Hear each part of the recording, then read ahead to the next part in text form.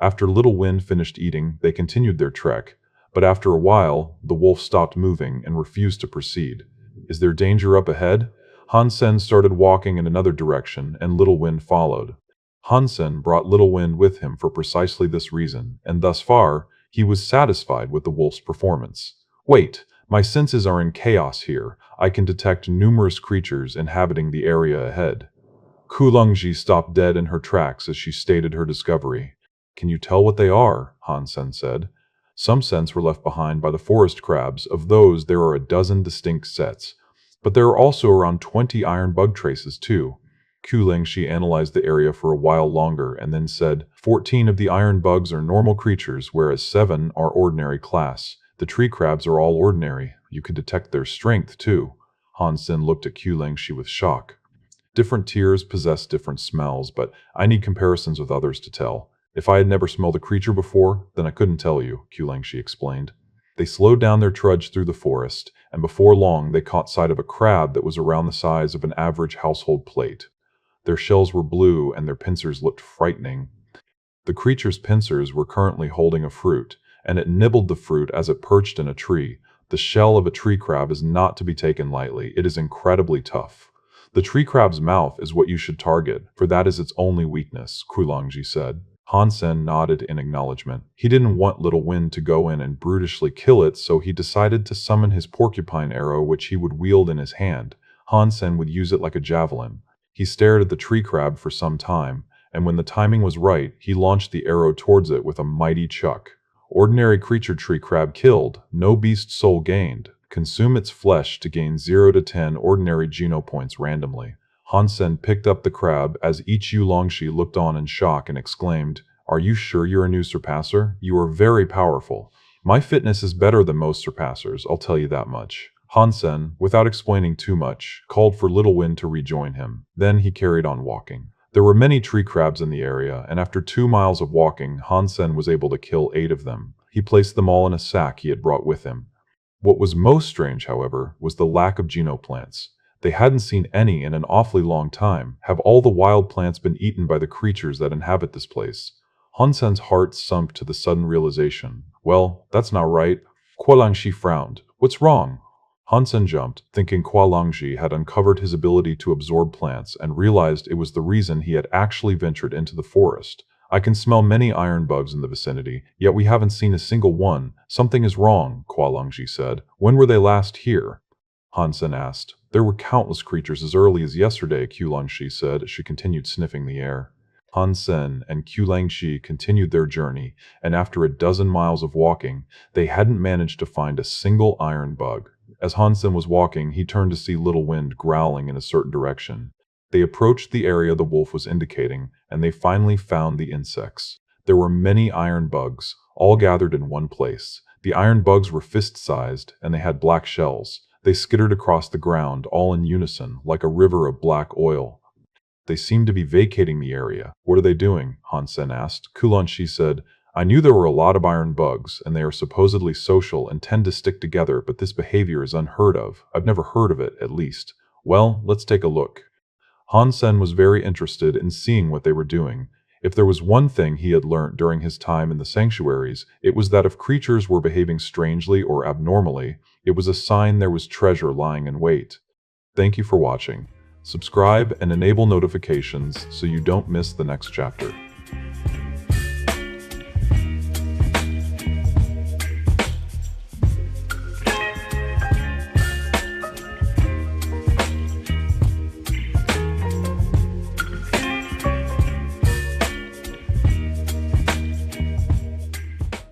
Han Sen followed the bugs, and before long, they came to a valley that was shaped like a gourd. The bugs were like a tide, flowing into the valley. Because the bugs were everywhere, their presence veiled and marred the entire area. Han Sen could not see what lay beneath them. You and Little Wind wait here. I'm going to advance and take a closer look. Han Sen pointed at the valley. Again, just be careful, Kulongji said. Han Sen cast arrow to fly up the side of the valley, away from the bugs. Han Sen wanted to see what the bugs were doing in the valley all by themselves. Are there any high-level genofruits maturing, perhaps? As Han Sen thought, he pushed his head forward and squinted his eyes to get a better look. Han Sen caught sight of a meadow of rose-like plants. They were deep red in color, and they were beautiful. The bugs were all headed for them. But outside the field of flowers, there were many cracks in the earth, and dead bodies lay scattered and strewn across the area. It was like a river of dead bugs. Still, the bugs seemed determined to head there. It was unclear what was damaging the bugs, but they unceasingly marched forward to their demise. The bugs that had died leaked a strange water. I wonder what level those plants are. They seem to be drawing all those bugs there to die. Han Sen was shocked, watching the roses on their murder spree. Han Sen then saw a human-like shadow inside the rose bushes, but he could not discern many details. He wasn't quite sure who that person was. Han Sen didn't want to remain out of the know, however, and he was curious who the person was and what they were doing. To discover this, he changed his position. But there were too many roses, and they obscured the figure from every angle Han Sen could look from. There was one further detail Han Sen noticed, however. It wasn't the roses themselves that compelled the bugs to go there and die. Han Sen saw that there were many candles placed around the roses. They were scented candles, and they seemed to be what was attracting the bugs, like a pheromone. And Han Sen noticed that the cracks in the ground, many of which were filled with the corpses of the bugs, were half man-made and half natural. Han Sen thought this was the tricky work of someone, a person devoted to slaying those bugs. Is that a human or a spirit? Or maybe even a humanoid creature? Han Sen was eager to find out who or what that shadowy figure was. But from his current position, Han Sen could not tell. He'd have to get closer, and Dong Xuan aura and his eighth sense did not have a sufficient range to clarify things for him either. If the man inside used candles to attract and kill the bugs, he'd have no choice but to unveil himself when he came out to change them. Patiently, Han Sen waited until the candles burnt out. When the light of the candles went out and the smell they released began to fade, the iron bugs snapped out from their daze and stopped pressing into the valley that had killed so many of them. Many of them began to leave, returning to Thorn Forest. I don't think this person is going to reveal himself. Han Sen frowned.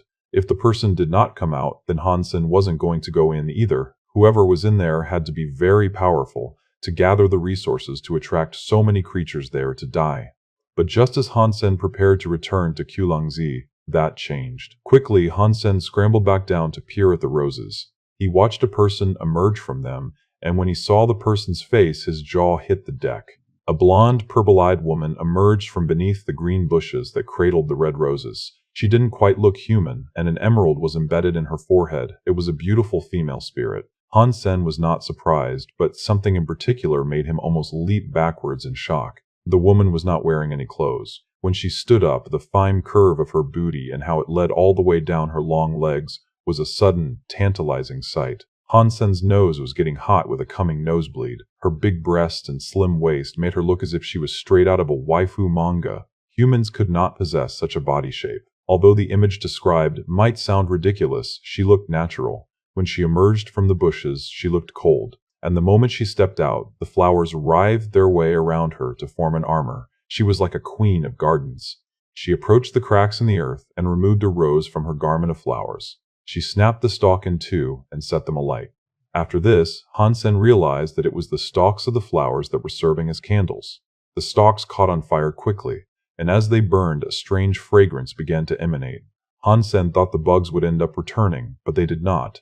Han Sen thought it was odd, and he pondered why the iron bugs did not follow the fragrance as they had previously. The spirit merely watched the stalk of the flower burn, facing the valley's entrance. Not long after, Han Sen heard a weird noise from someplace else in the valley. Something was flying towards them quickly, and it went for the candle like an arrow. It was an iron bug. It was a little smaller, but it was darker than the rest. Its shell was black like obsidian. This bug had grown wings, and it flew extraordinarily fast, completely unlike the others. This iron bug landed on the stalk and bit into it with a look of exuberant joy on its face. The spirit took a step back and merely observed the creature nibbling at the stalk. It didn't seem as if she wanted to fight it. If the spirit wants to claim that bug, then why doesn't she? Is the stalk poisonous, maybe? Right then would have been a perfect time to strike, but the spirit withheld any such action. She merely continued to watch the bug merrily munch on its meal. As Han Sen pondered this, he heard something else come from further down the valley. It was a centipede, one that was entirely red. It ran past the cracks and came for one of the stalks. The spirit had placed down many stalks prior to this, and thus there was no conflict. The creatures each had their own. Not long after, many more bugs arrived. They were of varying shapes and colors. Some were black, some were red, and some were green. The other bugs had come to feed on the stalks as well.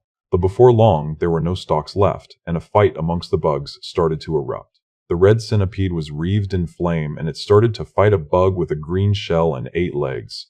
The red centipede had the ability to spit fire, but it did not deter the green spider. Without fear, it skittered towards its many-footed foe. Within seconds, chaos reigned. All the bugs were fighting between each other, none willing to leave the area. The spirit continued to watch the fight, devoid of all emotion. Are those stalks stimulants? Han Sen froze, seeing this. The powers the bugs were unleashing against each other were horrible, something he figured only mutant-class monsters could do. The spirit had played all those mutant-class bugs like a fiddle. Han Sen knew he had to treat that spirit with great caution. The bugs were out of control. Severed limbs and dead bodies lay scattered and strewn across the area, as they attacked each other with wild ferocity. Watching so many insects die in such a fashion was a terrible sight. When the battle was over, only the initial iron bug remained alive. A few of its claws had been broken, but that did not prevent it from dining on the leftovers of the battlefield. As the bug dined on the bodies, its own body began to undergo a change. Its lost limbs recovered. Colored dots peppered its all-black shell, and it seemed to have even obtained the centipede's flame and spider's green light. Han Sen saw the bug claim all those powers for itself and was taken aback. The iron bug's shell cracked, and something seemed to emerge from inside its body. The newborn iron bug was white. Its body shone like jade, its eyes were red, and its wings were translucent. The spirit frowned as she thought to herself. The results were beyond her expectations. The iron bug was the weakest mutant bug, and yet it had somehow survived. The spirit looked over the iron bug, which now seemed to resemble white jade. Then she presented a box to the bug, one that had been crafted from vines. A bug emerged from the box. Eat this berserk iron bug before you. If you do, you, my blue crystal bud, will be able to become a sacred blood creature, the spirit said to the bug as she let it out of the box. Then, blue crystal bud crawled over to the iron bug. Wherever the blue crystal bug writhed, a vibrant scorch mark was left in its wake. It looked poisonous. When Han Sen heard the spirit speak, he thought to himself, this spirit must have done a lot to ensure the evolution of this creature of hers. She used mutant bugs to create a berserk mutant bug, so she could then feed it to the blue crystal bug. Wow, perhaps she will succeed. The iron bug opened its mouth wide, exceeding all expectations. Its insectoid mouth became a gaping maw decorated with countless serrated teeth. The iron bug was actually the one that ate the blue crystal bug. No one had expected this to happen, and even the spirit was caught off guard. The spirit lashed her rose whip at the iron bug. The bug didn't attempt to evade, however. It merely closed its shell and withstood the entire attack effortlessly. Han Sen knew how much power was in her whiplash, and it was a terrifying amount. The whip had to be a mutant class, at least, and it was far stronger than what he and Little Wind could deal with. Yet despite that, the whip could not damage the iron bug at all. But then, curiously, the iron bug's shell broke again, and it started glowing blue. It was evolving once again. It's evolving into a sacred blood. The spirit's face changed as she spoke aloud. In haste, she quickly hammered the white shell of the bug to break it. From inside the white shell, a green iron bug came out. It looked like jade. Without hesitation, the spirit continued to lash it with her whip. She wanted to damage the iron bug before it completed its new process of evolution. When it finished evolving into a sacred blood creature, the spirit would not be able to fight it. The whip was like a fearsome snake, lashing out at the iron bug. But then, a green flame burst forth from the iron bug and enveloped the whip. It wasn't exactly like fire, though. It was more like a corrosive substance that moved under conscious control. It was like a flame composed of liquid acid. And against this, the whip stood no chance. The spirit's weapon quickly corroded into a toxic-smelling puddle of goop. The spirit dropped the whip, not wanting the acid to touch her body. Then she used a stalk's thorn to pierce her skin and allow the rose to absorb her blood. As the rose absorbed the spirit's blood, the rose suddenly let out a powerful fragrance. It was so strong, it could literally be seen as a mystic haze. The iron bug smelled the flower and was hypnotized. Without resistance, it began crawling over towards the rose. The spirit suddenly summoned a red dagger, and when the green iron bug came closer, she stabbed it in its mouth with the power and speed of a sudden flash of lightning. Boom! The iron bug snapped out of its daze as the dagger lodged in its mouth. Its anger was unleashed, and it squirted its corrosive liquid all around it. The ground and soil all around were ruined, and when it was done, the iron bug launched itself towards the spirit. But the spirit was quick to fall back. She tried using her rose bushes to trap the bug and stop its advance, but the iron bug had become a sacred blood creature, and the attacks it unleashed were frighteningly powerful. The rose vines lashed the iron bug by themselves, but it was all to no avail. The spirit's face changed, but she did not look scared. Instead of a weapon, she summoned a shield this time. With it, she tried to deflect the charging bug. She propped the heavy great shield up against the frenzied bug. The force of the bug was so strong, it knocked the spirit a good distance back and smashed her into a wall. The iron bug's mouth had bled slowly ever since the oral strike. Han Sen was able to watch its life force slowly drain around the knife in its mouth. Still, that did not allay the bug's desire to chase after the spirit that had inflicted such damage upon it. But the spirit knew she had injured it, and she knew victory would only be a matter of time because of it. As the two continued to fight, Han Sen decided to sneak into the valley. He wanted to steal the kill from the spirit, as it was a sacred blood creature. He believed this was an opportunity from God, as God only knew how long it would take for him to reliably be able to take down sacred blood creatures on his own. The spirit was sent flying away like a cannonball. She struck a craggy cliffside as a fire claimed her chest. Although the spirit was quickly able to douse the fire, the iron bug was already nearly upon her once again. Its target was her chest once more. The spirit was unable to do anything, and she was now helpless against the iron bug that was hungry for her heart. Although the spirit would not truly die, she still looked shocked and surprised, and even fearful, for this misfortune that was to fall upon her. But just as the spirit's hope of victory was depleted, a white shadow appeared from the nether. A pretty man, with the presence of a god, appeared behind the iron bug. The spirit's eyes, which were nearing closure in anticipation of a defeat, opened wide with sudden surprise. She looked upon the bright light, not knowing what it was, where it had come from, or why it had appeared. Boom! The god-looking man's fist crackled and popped with the charge of electricity, and like a sun, it collided with the back of the iron bug. The dagger was pushed through the bug's throat and into its body. Where 2 inches of the dagger's blade had been visible, now there remained none. The entire blade and handle had been driven into the body of the iron bug. Sacred blood creature iron bug king killed. Beast soul gained. Consume its flesh to gain 0 to 10 sacred geno points randomly. Han Sen was thrilled. He grabbed the iron bug's body and the dagger that was still within, and in the blinding light he had appeared with, he disappeared in a flash without a trace. From his sudden appearance behind the bug, the subsequent punch, the use of the dagger, and the even faster escape, the entire event occurred in the time frame of about 2 or 3 seconds. Before the spirit could even react, Han Sen had already left the valley. She wouldn't be able to find him. As he traveled, Han Sen's Super King spirit soon ran out and his body returned to normal.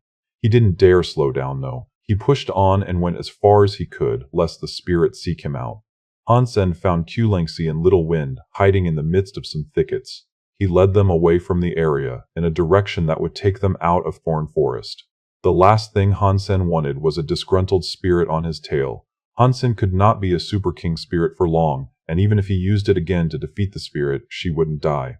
Upon her respawn, she'd only hate him more, and it would be unwise for him to make any more enemies than he had to. If Han Sen had revealed his true face when he killed the bug, the spirit would have assuredly remembered the face of her savior. Seeing Han Sen disappear as quickly as he appeared, the spirit's face wore a confused expression. She turned to peer in the direction Han Sen fled to.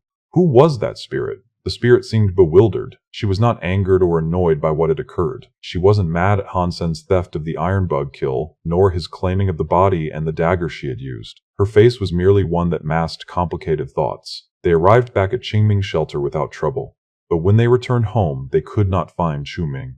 The yard was in disarray, and in Han Sen's time away, he had been unable to feed the tree the water drops he had been giving it. The tree was now yellow, and it was beginning to look like the dead tree it had been. When they were unable to find Quming, Qulangxi looked terrible. Her thoughts roamed over what might have occurred during her absence. Unknown to them, Qingming Knight had grown furious upon learning of the tree's death. At the gate of the shelter, Quming was strung up. He had been slashed 300 times to a state near death, and still he remained hanging. Han Sen and Qulangxi spared no time in running to Qingming's shelter. There, they saw Quming hanging from above the gate. His body was caked in dried blood, and other wounds oozed without healing. He looked to be dying. Han Sen was quickly brought to anger. Humans were treated as little more than free-range slaves in the third god's shelter, and any little mistake was met with wicked, brutal punishments. If Han Sen had not have revived the tree in the first place, though, Chu Ming would not have suffered this treatment. Chu Ming didn't deserve any of this. Chu Longxi was not calm by any means either. In great anger, she tried to take Chu Ming down from where he hung. Han Sen, not blinded by the need to save Chu Ming at an ill cost to themselves, quickly stopped Q Lingzi. He brought her to a place where they would not be immediately spotted. Don't be reckless. You can't save Chu Ming if it means getting yourself in trouble, Han Sen told Chu Lingji as he held her in his arms. I can't watch him slowly succumb to death, not while I can still do something. Chu Lingji pleaded, her voice pained. I know, I do not plan on letting him die either. Han Sen paused briefly and then said, It's just that now is not the time. You both signed a contract, didn't you? Even if you save him now, you are still property of Qing Ming. Your lives are forfeit to him, and it is by his whim you can both be killed. Then what do we do? Ku Longxi asked. We slip into the spirit hall and take the spirit stone. It is the only way you can be free from Qingming Night. Han Sen's eyes gleamed with a murder as he spoke. Are you saying we claim the spirit shelter? Is that something we can do? Is such a thing possible?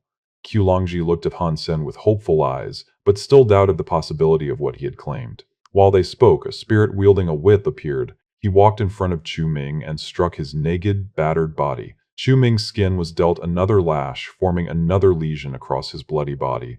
Although he was on the precipice of death, Chu Ming was still able to scream loudly. The spirit did not speak, and he continued to callously whip his suffering servant. With each frightening whip, the screams of agony from Chu Ming became quieter and quieter. Chu Longji gnawed at her lips nervously, almost to the point of bleeding. Back in the cabin, Han Sen looked at the dying dragon blood tree. With his analysis, he was able to determine that it was indeed alive, but only faintly. He pulled out his blood-colored dagger and tried to unearth the roots. He wanted to see if he could move it, for he did not want to leave it where it was. It would still require a dozen years to grow, so it would require about 12 more water drops. Using a cloth, Han Sen wrapped up the tree roots and gave them a water drop. Then, he placed the entire tree on the back of Golden Growler. He was not afraid of Qingming Night, and it would not be difficult for Han Sen to take down Qingming's shelter. But Han Sen could not deal with the royal-class thorn shelter. As such, he could only hope to hide deep within the tangled boughs of Thorn Forest once his planned deed was done. After seeing how powerful the female spirit was, he knew he could only fight royal spirits with Super King Spirit Mode active, but its duration was far too short. Han Sen and Qulangzi prepared for their grueling task ahead, and he told her, You wait near the gate. When I draw the spirits and creatures deeper into the shelter, that will give you the time you need to free Chu Ming and bring him to Thorn Forest. Just one thing, can we really do this? Do we have what it takes? Chu Lengxi looked worried. She was very nervous, but Han Sen couldn't blame her. After all, they were on the precipice of taking down a spirit shelter. Even though Han Sen was stronger than normal surpassers, he was alone. Yes, we do. Believe in me. Han Sen saw how nervous she was getting, and so he told her this with a voice of assurance. They trekked back near Qingming's shelter, and Han Sen gestured for her to stay back a little. You have to come back alive, Qulangxi pleaded as she nibbled her lips. Han Sen smiled and entered the shelter. With Han Sen's power, even without his Super King Spirit Mode, he'd be just as strong as Qingming Night. The only problem would be that Han Sen only had one gene lock open. And with so many creatures and other spirits around, Han Sen knew he could not claim the shelter in his current state. But fortune had smiled on him, and he had a couple of things in his possession to help even the odds. After Han Sen entered the shelter, he went straight for the Spirit Hall. The Spirit Hall's defenses were tough. In the plaza were 10 ordinary creatures, and 2 Night-class spirits stood outside the Spirit Hall itself, guarding. A black tiger was quick to catch sight of the approaching intruder, and so it growled at him in warning. Han Sen looked at the tiger and smiled. In the next second, he was clad in summoned armor and wielding a red dagger. Han Sen swung his dagger towards the tiger's neck. Instantly, the tiger's decapitated head was sent barreling through the air as blood squirted from the severed throat. In the next second, the body crumpled to the ground. The creatures saw Han Sen run inside the plaza, and in unison, they all roared and began sprinting towards him. From every direction, they came at him. A vast array of different elemental powers swirled around and charged the atmosphere with an exciting volatility. Boom! Following an explosion that was a mixture of various elements, a giant crater was left in the plaza's floor. Rocks were scattered and strewn all about as plumes of dust clogged the air and choked the sight of all who were there. As the 2 spirits guarded the gate, they smiled merrily. For once, they could witness something exciting. And indeed it was. for they viewed Han Sen's attack as they would the performance of a clown in a carnival. No human had tried to attack Qingming's shelter before, so it was a funny spectacle. But in the next second, from within the veiling dust, the shadow of a human flickered by each creature. Acknowledging that their initial attacks had failed, they all activated their Genmod powers. Amidst the chaos, Han Sen was still sprinting and not even taking the time to dodge. Another stream of blood flashed through the air as an ordinary creature slumped down to the ruined ground. Han Sen moved like a killing machine amidst the creatures. Like livestock, each creature was mercilessly slaughtered by Han Sen. The faces of the creatures and spirits that were around all changed. As for the two guards of the spirit hall, they were frozen. No longer were they amused. Now they felt fear. Multiple powerful creatures had each been killed with a single strike, none being given the chance to fight back. Qingming Knight had already felt it when the first creature had been killed. He frowned and wanted to go take a look at the intruder himself. But soon after stepping forward, he felt another one of his creatures perish. He was surprised. But then, his face completely changed. One after another, he felt each of his creatures be slain. How is this possible? Has someone powerful come to my shelter? Only royal spirits or mutant creatures could do such a thing, and this was something he could not establish an appropriate defense against. But his shelter was primarily ruled over by Thorn Shelter. They should have attacked Thorn Shelter, not this place. Qingming Knight sped up his approach as his desire to take a look at what was going on increased. But as he neared the door, it was kicked open with tremendous force. Two shadows flew inside, which made Qingming Knight's sphincter tighten. They were the night spirits tasked with guarding the spirit hall. Their throats had been slit open, and they were thrown through the door, dead before they even hit the ground. When the attacker entered from beyond that door, Qingming Knight was surprised. He said, "Human." Humans and spirits were different. Qingming Knight could tell his intruder was a human, despite being entirely clad in armor with his appearance masked. Qingming Knight could not think straight right now. There weren't many humans in the vicinity, and there were only 5 in Thorn Shelter in total. But now, someone had just infiltrated his spirit hall. "Announce yourself, you vermin, he who has dared trespass within my spirit hall." "I'm the guy that has come to kill you," Han Sen coldly responded. He used arrow, and he flew towards Qingming Knight like a rainbow. "You fool." Qingming Knight noticed how low Han Sen's speed and strength were, so he raised his green light spear and dashed forward to engage with his aggressor. The green spear collided with the red dagger to a shocking result. The green spear was knocked away. The dagger and Han Sen moved like a descending rainbow, one that would touch down at Qingming's heart. The dagger was too powerful. Qingming Knight was an elite that had opened 4 of his gene locks. In the nick of time, he was able to just about dodge Han Sen's airborne strike and retaliate with a fist of his own. The green light that enshrouded his fist was like a mystic hellfire, and it guided the fist to a direct hit on Han Sen's forehead. Qingming Knight coldly laughed in reaction, and thought to himself, "It does not matter how sharp or how powerful your dagger is, nothing can overcome my green light." When the green light came into contact with Han Sen, it was like glass being thrown against steel. The helmet did not break, and it pushed through the light without even slowing down. "Impossible." Qingming's eyes opened wide as he gargled the words out. Blood choked his tongue as the dagger sliced through his throat. He was decapitated, and his head dropped to the ground like a stone. Not stopping for 1 second, Han Sen raced towards the statue in the spirit hall and grabbed the spirit stone from the stone sculpture's forehead. Outside the hall, many creatures and spirits came forward to witness who they believed to be their new ruler.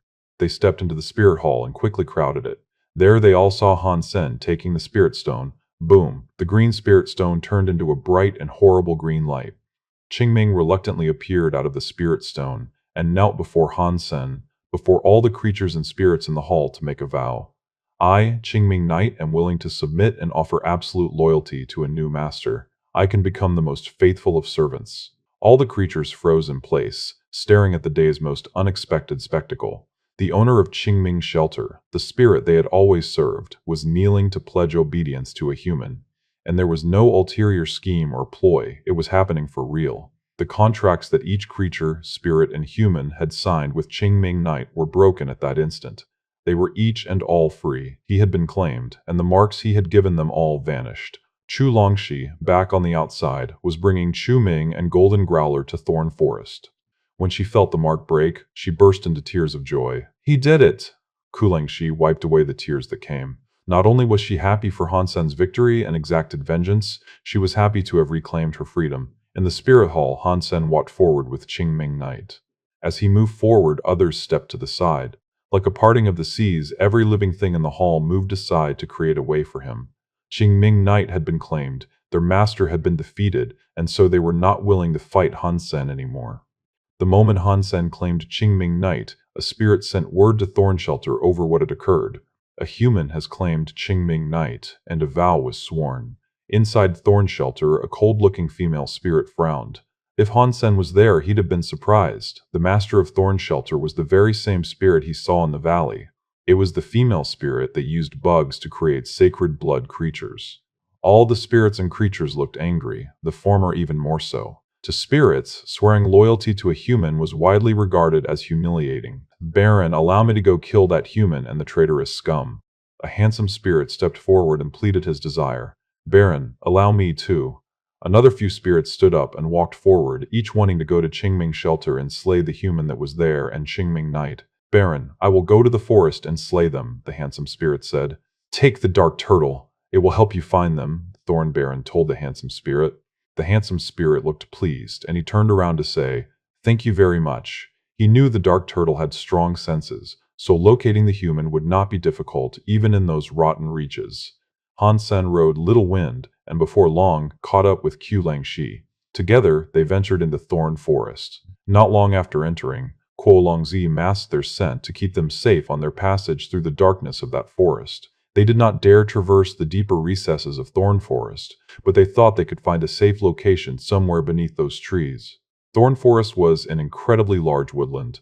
They went in a different direction than they had gone when they followed the bugs, but after 50 miles of travel, they were still unable to find a place to hide. They did, however, stumble upon a most powerful and most mighty tree. Its life force was almost as strong as the Iron Bug King's. Seeing this tall, lonely tree from afar, Han Sen frowned. The tree possessed a grand life force, but there was nothing else alive in its proximity. There were no creatures near it, so Han Sen thought it was a little strange.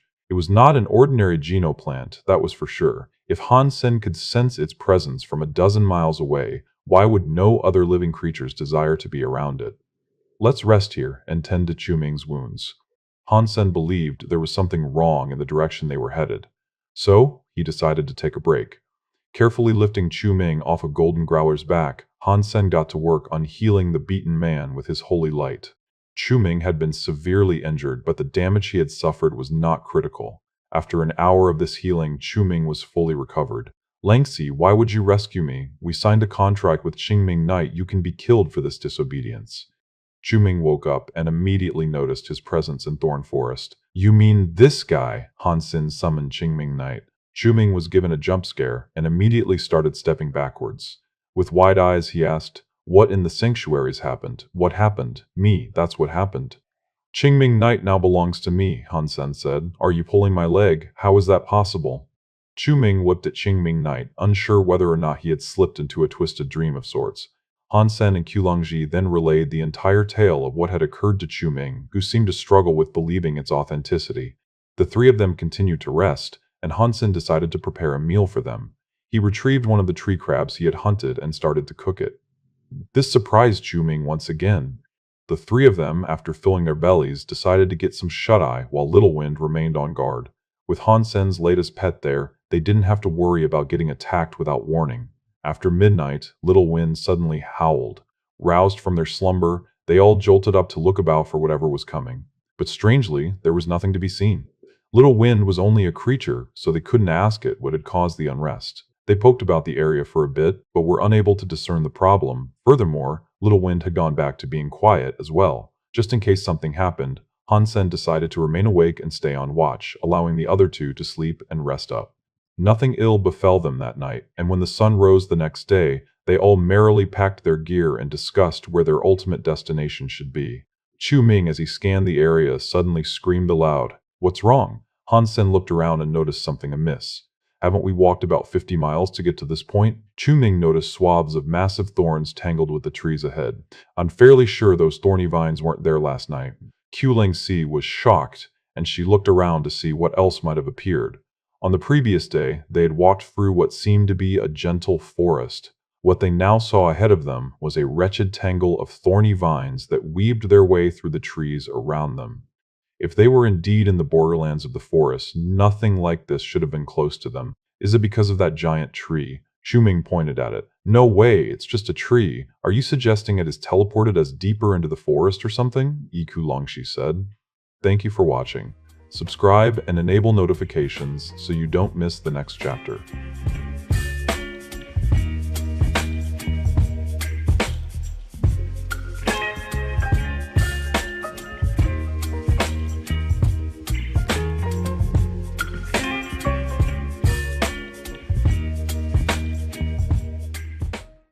Han Sen was not willing to cast doubt on Chu Ming's theory, since he believed the man might have been correct. The environment had changed, all except that one giant tree. Han Sen stepped forward to get a better look at the tree and said, "We should take a look at the tree in greater detail. Perhaps a closer inspection will clarify our situation. If the tree did this to us, wouldn't it be dangerous for us to poke around it? If we are now indeed within the deeper, darker, and more treacherous reaches of thorn forest, it will be dangerous no matter which way we venture. At least we can confirm there are no creatures near the tree." The three of them carefully approached the tree, and when they arrived, Little Wind seemed reluctant to approach. Han Sen had to pull and tug at Little Wind to get him to follow. Chu Ming suddenly called out as he pointed at the tree. Han Sen had better eyesight, and he saw that the person was dead far before Chu Ming did. The dead person was a man, and he was clad in an outfit of the Alliance. He had been there for some time, it seemed. Han Sen's best estimate placed the man's death at around 60 years before their find. What Han Sen could not guess was how the Surpasser had died all the way out there. There were no wounds, and there were no visible tears or damage to the outfit. When the three of them ventured nearer, they were able to get a better look at the person. The clothes were well preserved and the face was fine. He was a middle-aged man with a beard, and although they could not be certain, he seemed to have passed away peacefully. Let's see if he has something on him. Perhaps we can learn more. The man did not possess a rucksack or bag, just a number of pockets. From one pocket, he found something. Inside this pocket, there was a wallet and a few little trinkets that did not seem to indicate anything special. Let me check the wallet. Perhaps we can learn of his identity.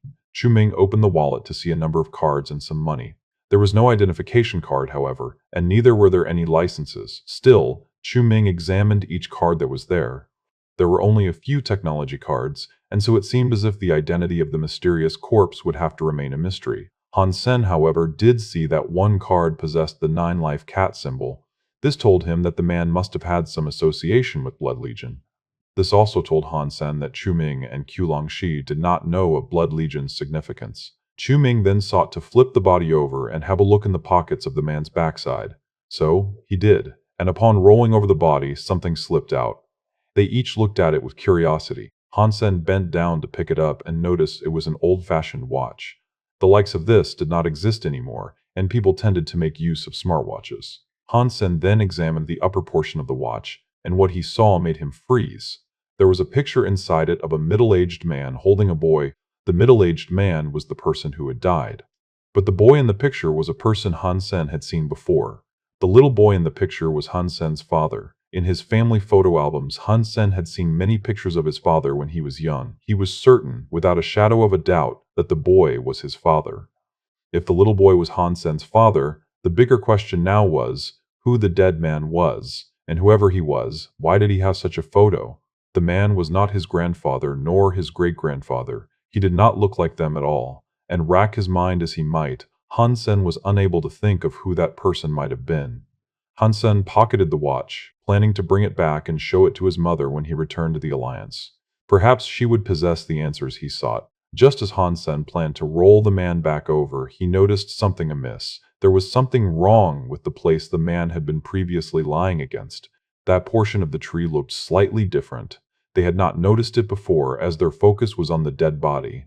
Han Sen decided to inspect it closer, and he was surprised to see the faint outline of what looked vaguely like a door. Feeling the bark, Han Sen's hand ran over a lump shaped like a doorknob. The man had died with his back against a tree door. Why would there be a door here? Do you think there might be treasure inside? Chu Ming asked, as he happily approached the opening door, and Han Sen? They initially believed it to have been some sort of hidden storage room or cache, but as the door opened, they were taken aback. Looking straight beyond the door, there was nothing. But when they looked down, The ground opened up to a cavernous realm. You two wait here, I will scope the place out first. Han Sen leapt down and cast his Dongshuan aura to observe whether or not there were life forces as he went. Han Sen landed near the gate of the palace. It was very large, but very rugged as well. The gate had to be 100 meters high, at the very least. Standing in front of it made you feel as insignificant as an ant. Looking up, Han Sen observed the tree roots that netted the sky of that realm like spider webs. Many creature skeletons had been preserved there, and many of them were at least 100 meters in length. The skulls of most had been removed or cast aside from the rest of their bones, suggesting that gruesome beheadings had befallen the mighty creatures. But even with only the bones remaining, it was a creepy sight. Who killed so many creatures, I wonder? Was it the man outside? Han Sen wondered to himself as he approached in awe. The creature remains were everywhere, and there were many sword marks across the grounds. If they were the work of the man who had died outside, it was difficult to fathom just how powerful he might have been. Aside from the aged remains, he could not detect the presence of any other creatures in the vicinity. Han Sen examined the teleporter that was there in the hall, as well, and it was in perfect working order. In absolute delight, he called for Chu Ming and Qiu Longxi to follow him down. When Little Wind came in with them, he began to shiver at the sight of all the bones. Despite being aged remnants of the distant past, they still held an aura of intimidation. For a time, Qiu Longxi and Chu Ming were too surprised to say anything remotely coherent. Who in the sanctuaries killed this many creatures and destroyed the shelter? Surely it couldn't have been that man outside. Chu Ming, after much speech impeding awe, finally spoke. No one could answer him, but Qiu Longxi turned around and asked, "Does the teleporter still work?" Chu Ming looked at Han Sen with anxiety, fearing Han Sen would tell them no. It had been many years since they were last seen in the Alliance. It was likely that the family and friends of their past lives believed them to be dead. They couldn't wait to see them again. Qiu Longxi and Chu Ming instantly became excited, and tears welled up in their eyes upon receiving the answer. This was something they had longed to hear. They had believed they would never see the Alliance again. Upon entering the Spirit Hall, they each stepped into the teleporter one after the other, returning to the Alliance. When Han Sen opened his eyes next, he was home. He had previously purchased a private teleporter, so he was able to teleport straight there. After meeting with his mother, he called Ji Yanran. She was very quiet, and it was difficult to discern her words beneath the blubbering that accompanied her tears. Ji Yanran knew Han Sen was strong, but the Third God's Sanctuary was an extremely dangerous realm. Receiving the opportunity to live there, and perhaps later thrive, was dependent on luck. They spoke for a long while, but then Han Sen decided to inform his friends he was safe, too. He stayed in the Alliance for a few days before returning to the sanctuary. Chu Ming and Qiu Longxi did not come back with him. They had been in the sanctuary for far too long, and so they fancied staying in the Alliance a good while longer. Han Sen tried to activate his super spirit mode in the hall, wanting to see how long he could last. When he cast it, he felt the power burst out from him. But the most curious thing happened. The power that came out from him coursed over to the spirit statue and nestled itself in the forehead of the statue where the stone once resided. When Han Sen saw his power manifest inside the forehead slot of the spirit statue, it created what appeared to be a white spirit stone. At the sight of this, Han Sen froze. "Your spirit stone has linked with the spirit base. Would you like to enter?" A strange voice sounded from the statue. "What is a spirit base?" Han Sen then watched the spirit stone fire a beam of light at him. Upon contact with this light, he was sucked into the spirit stone. The sensation he felt was not too dissimilar to that of a teleporter, and after the dimensions unraveled before his eyes, he found himself standing on an island. The island was as small as a basketball pitch, and it appeared to have been formed from finely chiseled jade. It was as if he was standing at the center of the galaxy. Stars populated the skies above and around him, but upon closer inspection, they weren't what they first appeared to be. Han Sen had no idea what was going on, and he was shocked to realize he was still in super spirit mode. He felt as if he could remain in this state forever. It surprised him because he knew for a fact he could only last 4 seconds. Now, the mode had been activated for 10 seconds with no sign of slowing down. What is this place? Han Sen looked at the statue that was standing before him. Spirit base. The statue's lips did not move, but Han Sen could hear it speak with perfect clarity. "Can I return?" Han Sen asked. "You can leave whenever you desire. Would you like to leave now?" the statue said. Han Sen felt safer hearing what the statue told him. So, he looked around at all the other islands in the sky and asked the statue, "What can I do here?" You may challenge or be challenged. If you defeat other spirits here, you will obtain spirit geno points, the statue answered. Can I die here? Han Sen frowned as he asked this. No, you will lose one self-geno point and be returned to your spirit stone, the statue answered. Han Sen wanted to ask more questions, but suddenly an island floated towards him. Upon it stood a spirit that looked like a giant. Ah, a new spirit has just arrived. How lucky for me. Challenge me. The giant spoke to Han Sen. How did you know I have only just entered this place? Han Sen frowned. Your statue does not possess a rank. Come challenge me, the giant said as he pointed at Han Sen's statue. The giant had already been ranked, so he could not challenge Han Sen. If Han Sen wished to challenge the giant, however, that would be allowed. Han Sen noticed a bunch of numbers appearing before the statue on his island. Han Sen counted them, and noticed it was the figure of 90 million.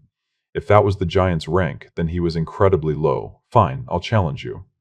He was going up against a spirit that had only opened its first gene lock, therefore he had nothing to be afraid of. The giant looked extremely happy, and his fist burst into flames like a meteor breaching the atmosphere. Han Sen cast his sonic thunder punch and smashed the giant into pieces. Then the spirit returned to his spirit stone. As the body disappeared, a red light entered Han Sen's body. Nightfire, Gene +1, rank achieved. Han Sen looked at his Nightfire genes and noticed he had 11 of them. He looked at the statue and saw there was a number there. The number was the same one the giant had possessed, and when he looked towards the giant statue, it had disappeared. I can get a lot of spirit geno points here. Han Sen was immeasurably happy. His power was fixed in super spirit mode. Are you a king spirit? The giant respawned and looked at Han Sen. Kind of, Han Sen answered queerly. He was only a king spirit when he decided to turn into one. My name is Flame Giant. Might you tell me your king title? The giant knelt in front of Han Sen, as if he was smitten with him. The spirit was acting as if it'd be a great honor for him to learn his title. My title is the king, Han Sen randomly spouted. He was in super king spirit mode, so the spirit in front of him was of a lower class. As such, he decided to title himself above most others by claiming the title of the king. You are the king. It is a most wondrous and glorious opportunity I have received to see you. Your title will be heard by all one day, that is for sure. Ignoring him, Han Sen decided to fly his island to others in order to challenge their residing spirits and obtain more spirit geno points. Many islands, however, did not contain spirits. Han Sen had to fly around for quite a while, observing empty islands with no spirits on them. When he did find a spirit, he was dismayed to learn that they had no rank, and he therefore couldn't challenge them. Flame Giant was not keen to lose the spirit of his affection, however, and so he followed Han Sen like a puppy. As they traveled, he would frequently announce to the islands around them, "Hail to the king! The king has come, submit an offering of geno points to him." Han Sen frowned, thinking Flame Giant's behavior was both pointless and annoying. If the spirits did not invite him to battle, he couldn't fight them even if he wanted to. But what happened next shocked Han Sen. The first spirit they came to upon hearing Han Sen was the king, knelt, and just as Flame Giant did earlier, he showed great reverence and adoration for Han Sen, who was before him. He invited Han Sen to challenge, and when the fight started, he did nothing. He stood there and offered his own defeat without contest. It almost made Han Sen feel rather bad. You have to take my geno points, my king. The spirit's tone of voice was so firm and resolute, it sounded as if it was a genuine honor to provide Han Sen his geno points. If you want to give me your points that badly, I will take them then. Han Sen then punched the spirit to death, as a blue light penetrated his body. Squire Water Gene +1, rank unchanged. Spirits seemed fanatical before a king spirit, and when they moved on from that island, Flame Giant did not rest his trumpeting of Han Sen's coming. Far across that strange realm, spirits gladly offered up their geno points. I wonder how they'd feel if they knew I was a human, Han Sen wondered to himself. But over the course of that day, Han Sen's spirit geno points were increasing rapidly, and that meant all of his elemental proficiencies were improving. This is way too awesome. As Han Sen watched his spirit gene tally increase one by one, he hoped this could keep going until it reached the figure of 100, and he maxed it out completely. Obtaining spirit geno points in the sanctuary, by ordinary means, was incredibly difficult. Right now, Han Sen only had to stand in place and wait for spirits to practically deliver them to him on a platter. Flame Giant followed Han Sen around like a shadow, and soon his presence grew on him. Han Sen felt as if he had a humble servant at his disposal, and so he felt like royalty. These spirits are so simple-minded, Han Sen sighed in his heart. As he searched for a new target, someone drove an island towards him at an alarming speed. Han Sen had seen this happen many times already, and it was usually a case of another spirit dying to offer themselves up. As it neared, Flame Giant did what he always did. He shouted aloud, "Hail to the king! The king has come. Submit an offering of—" Before he could finish his speech, Flame Giant froze and fell to the ground, saying, "Greetings, Thunder Devil King." All the spirits around Han Sen knelt before him. Immediately, Han Sen knew he'd encountered someone he could consider a big cheese. When he looked at the statue's number, he noticed it was a simple 7. Very few were stronger than him. "So, you are the obscene individual that calls himself the King." Thunder Devil lived up to his name. His face was cold and sharp, just as one might imagine a genuine devil to look like. His voice boomed and snapped like the striking of thunderbolts, as if your eardrums could tear asunder any second. "Yes, I am the king. And who might you be? You really are an ignorant boy, aren't you? Challenge me, and I will bring an end to your parade within 3 hits."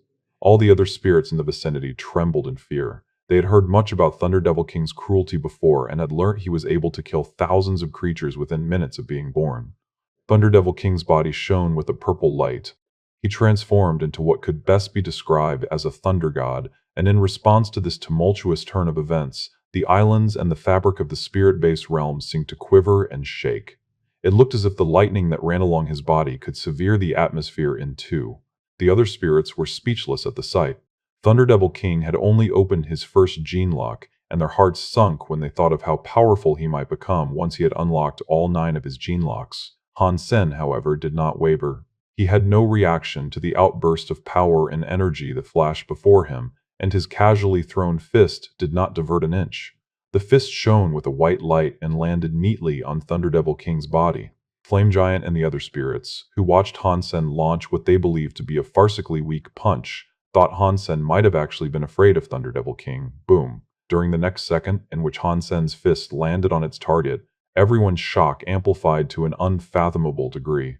It was only a random-looking punch, and yet it seemed to be infused with the most wicked power. Thunder Devil's body broke into pieces. There was nothing but bits left, and so quick was the spectacle over, Thunder Devil King didn't have the chance to react or even scream.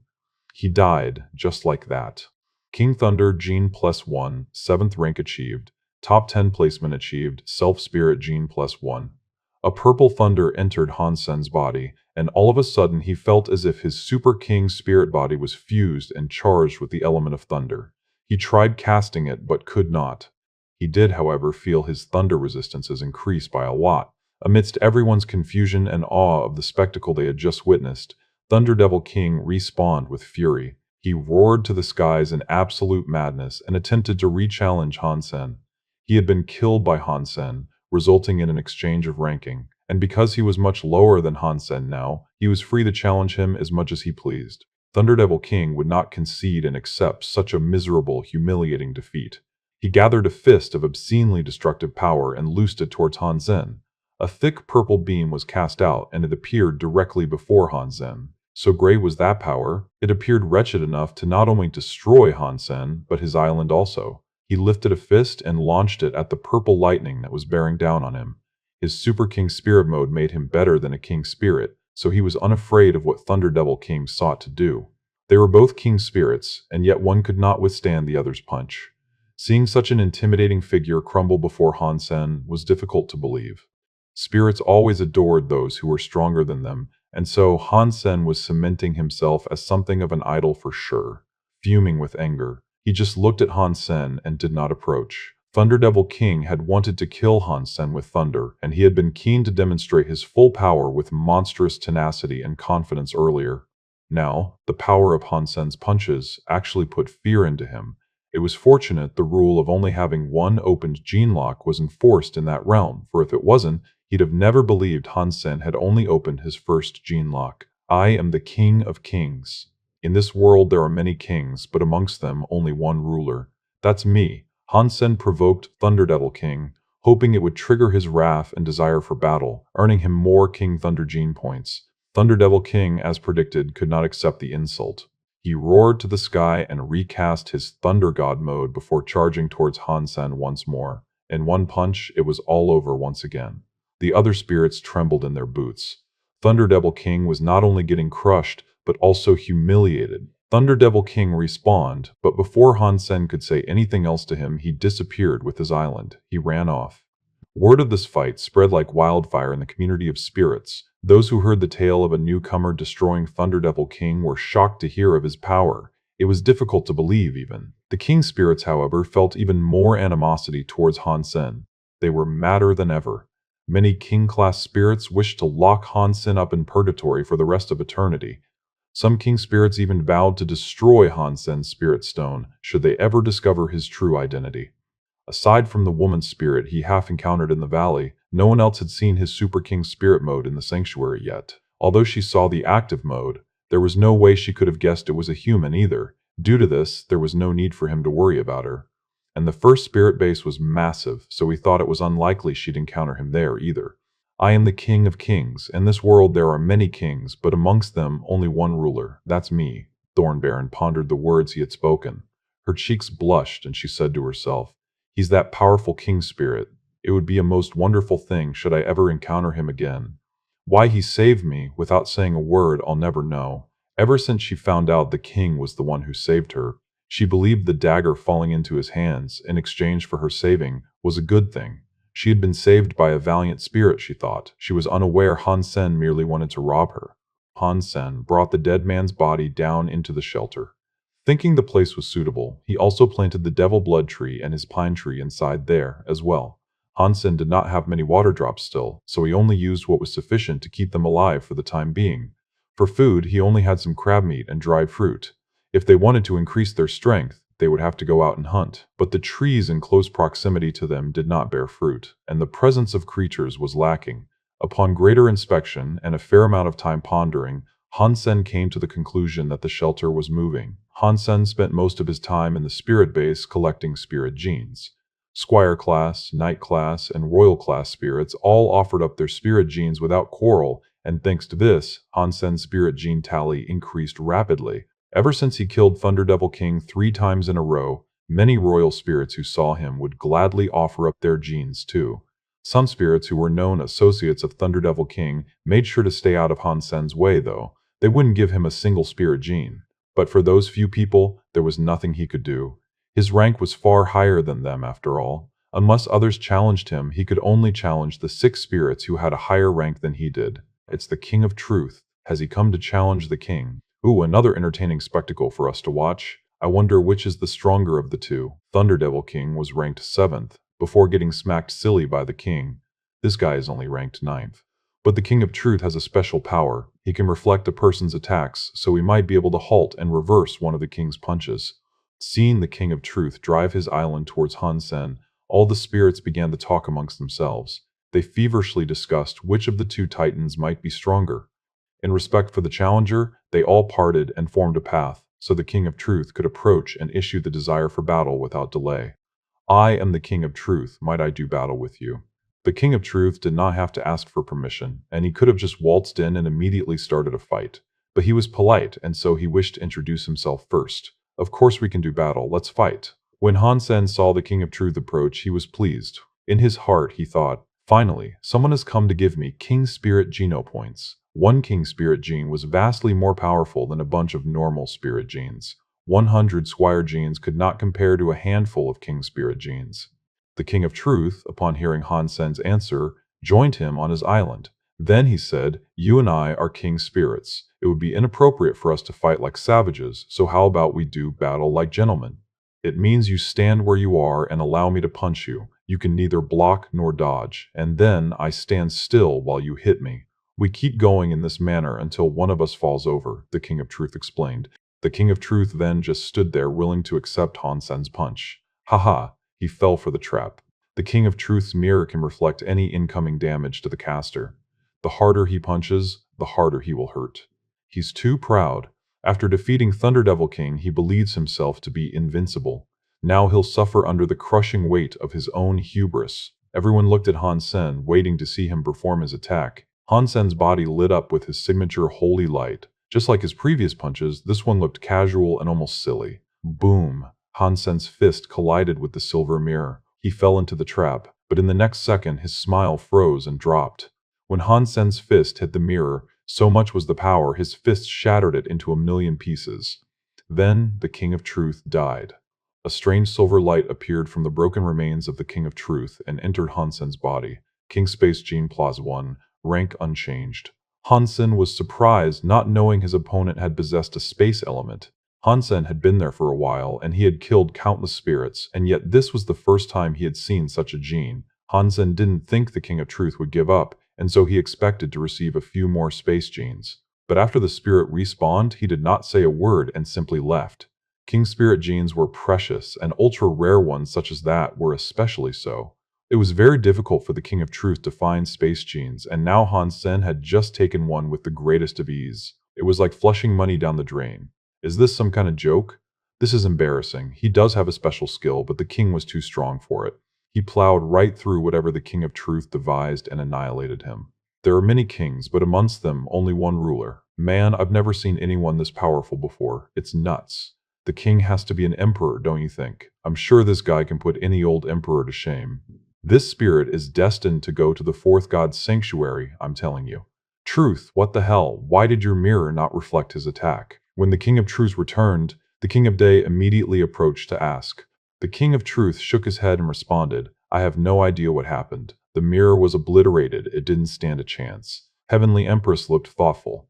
There are two possibilities from the way I see it. One, the mirror is not as effective as we have believed it to be. Two, he is just too powerful, plain and simple. Perhaps he has so much power, it overloaded the threshold of damage the mirror was able to withstand and thus snap.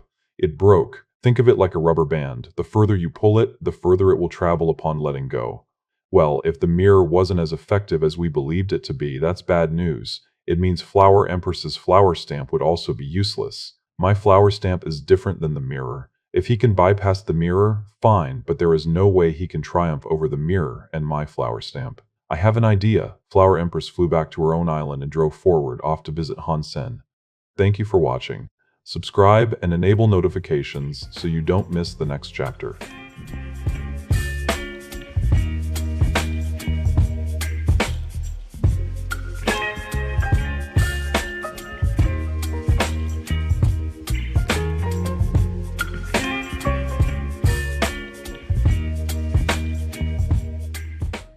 Flower Empress was now before Han Sen, and in a flirtatious manner said, The king, you fought against the King of Truth unfairly. You took advantage of being allowed to attack first. If we battle, do you mind if I attack first?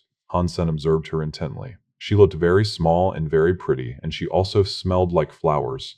She was an attractive spirit, that was for sure. How about I do you one better? You can punch me 10 times. Han Sen smiled. Such a gentleman. All of the spirits froze in place. If the king was willing to accept 10 of her punches, it wouldn't matter how strong he was. 10 of those would surely lead to his defeat. Han Sen squinted and said, How about I let you punch me 10 times, and if I die, it will be deserved. If I am indeed still alive, then each punch must equate to 1 kiss. How does that sound? After that, Flower Empress's face turned red. The audience was listening to their conversation intently and began to get rowdy with excitement for Han Sen's cheeky suggestion. No, the King of Day's face dropped like a sack of rocks, and he shouted from the top of his lungs. Han Sen knew there was something between them, judging from the way he had followed her. Han Sen wasn't being flirty with her, though. As a matter of fact, she didn't interest him in the least. What he wanted to do most was provoke the King of Day to fight him for kissing his most wanted girl. I'd be willing to accept 100 punches. Flower Empress's eyes brightened and she gasped, Really, I can hit you 100 times first. I am many things, but a liar I am not. If you do indeed agree to this, then yes, I'll let you punch me 100 times. The King of Day was worried about Han Sen taking advantage of Flower Empress, but now that the king had asked her to punch him 100 times first, he wasn't even sure what to think. A few flower stamps is all it will take to destroy him. How ignorant, the King of Day thought. Flower Empress stepped closer to Han Sen, trepidatiously. When she was within arm's reach, he still hadn't moved an inch. He really was going to let her hit him. Your arrogance will soon take flight, making way for the tears that are to follow, Flower Empress said to herself. The flowery light did not blow up against Han Sen. Instead, it left a stamp on him. Remember, I get 100 punches, so you stay still now. She was afraid Han Sen would regret his decision from earlier, so she made sure to cast flower stamp on him before anything else. Han Sen's body was instantly covered in flowers, almost buried beneath the mountain of blooms. Flower stamp, despite the grievances it could cause, was a beautiful skill. The force dealt to the recipient of the skill was equivalent to that of a train. Even the spirits that were looking on almost felt the power of such a wretched attack. Flower Empress then proceeded to hit Han Sen 37 times. She smiled and said, "Are you sure you want this to go on, Kingy? I have only hit you 37 times."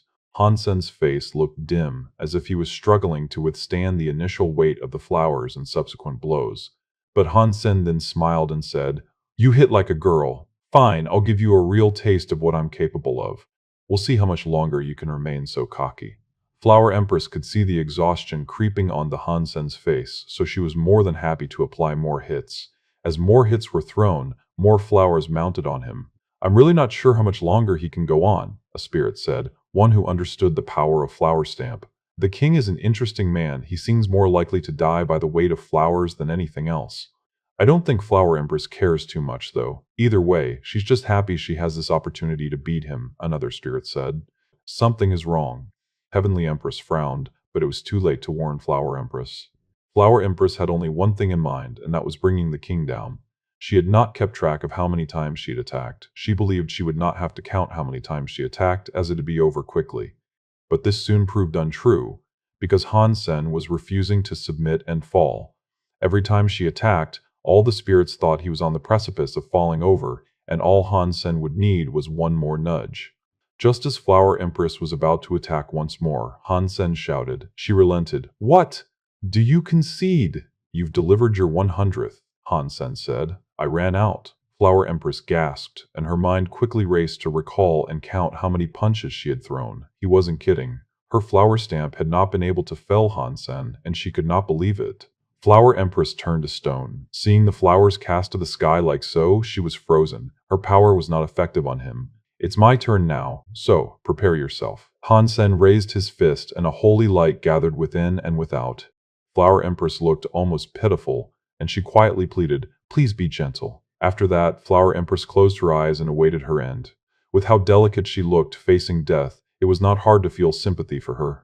Tears ran along her long eyelashes and dropped to the embrace of her cheeks. No man should have been able to willingly destroy such a woman. Han Sen punched her without remorse as blood and flowers exploded in the air like fireworks. A pink petal descended to enter Han Sen's body. Kingwood Gene +1, 4th rank achieved. Every spirit in the audience froze, seeing this. They never expected the king to so callously destroy her without hesitation. "The king, I'm not done with you. Only one of us will survive." Flower Empress respawned, and she fumed with a rage no one had thought possible from such a delicate-looking person. She had made herself look so weak, hoping to gain mercy. And yet, Han Sen had not been swayed. He killed her and humiliated her in front of everyone. "You're right, we're not done." "You owe me 100 kisses, remember?"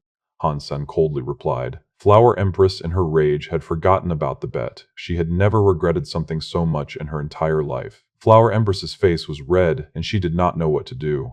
She couldn't leave, and she couldn't kiss him 100 times in front of all the spirits that looked on. "It's time for a tongue lashing."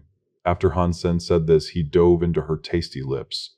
Flower Empress could not resist, and she softened inside Han Sen's arms. "I'm going to kill you." The King of Day could no longer hold his tongue, so he ran forward. Turning into a sun along the way, he rushed towards Han Sen. Boom! Han Sen continued to hold Flower Empress with one arm, as his other arm quickly reached out and punched the flailing madman. The sun of his new composure shattered into pieces like frail glass. Kingfire Gene +1, rank unchanged. "I'll accept this kiss for now. Just remember, you owe me 99 more. I'll come back to collect at another time."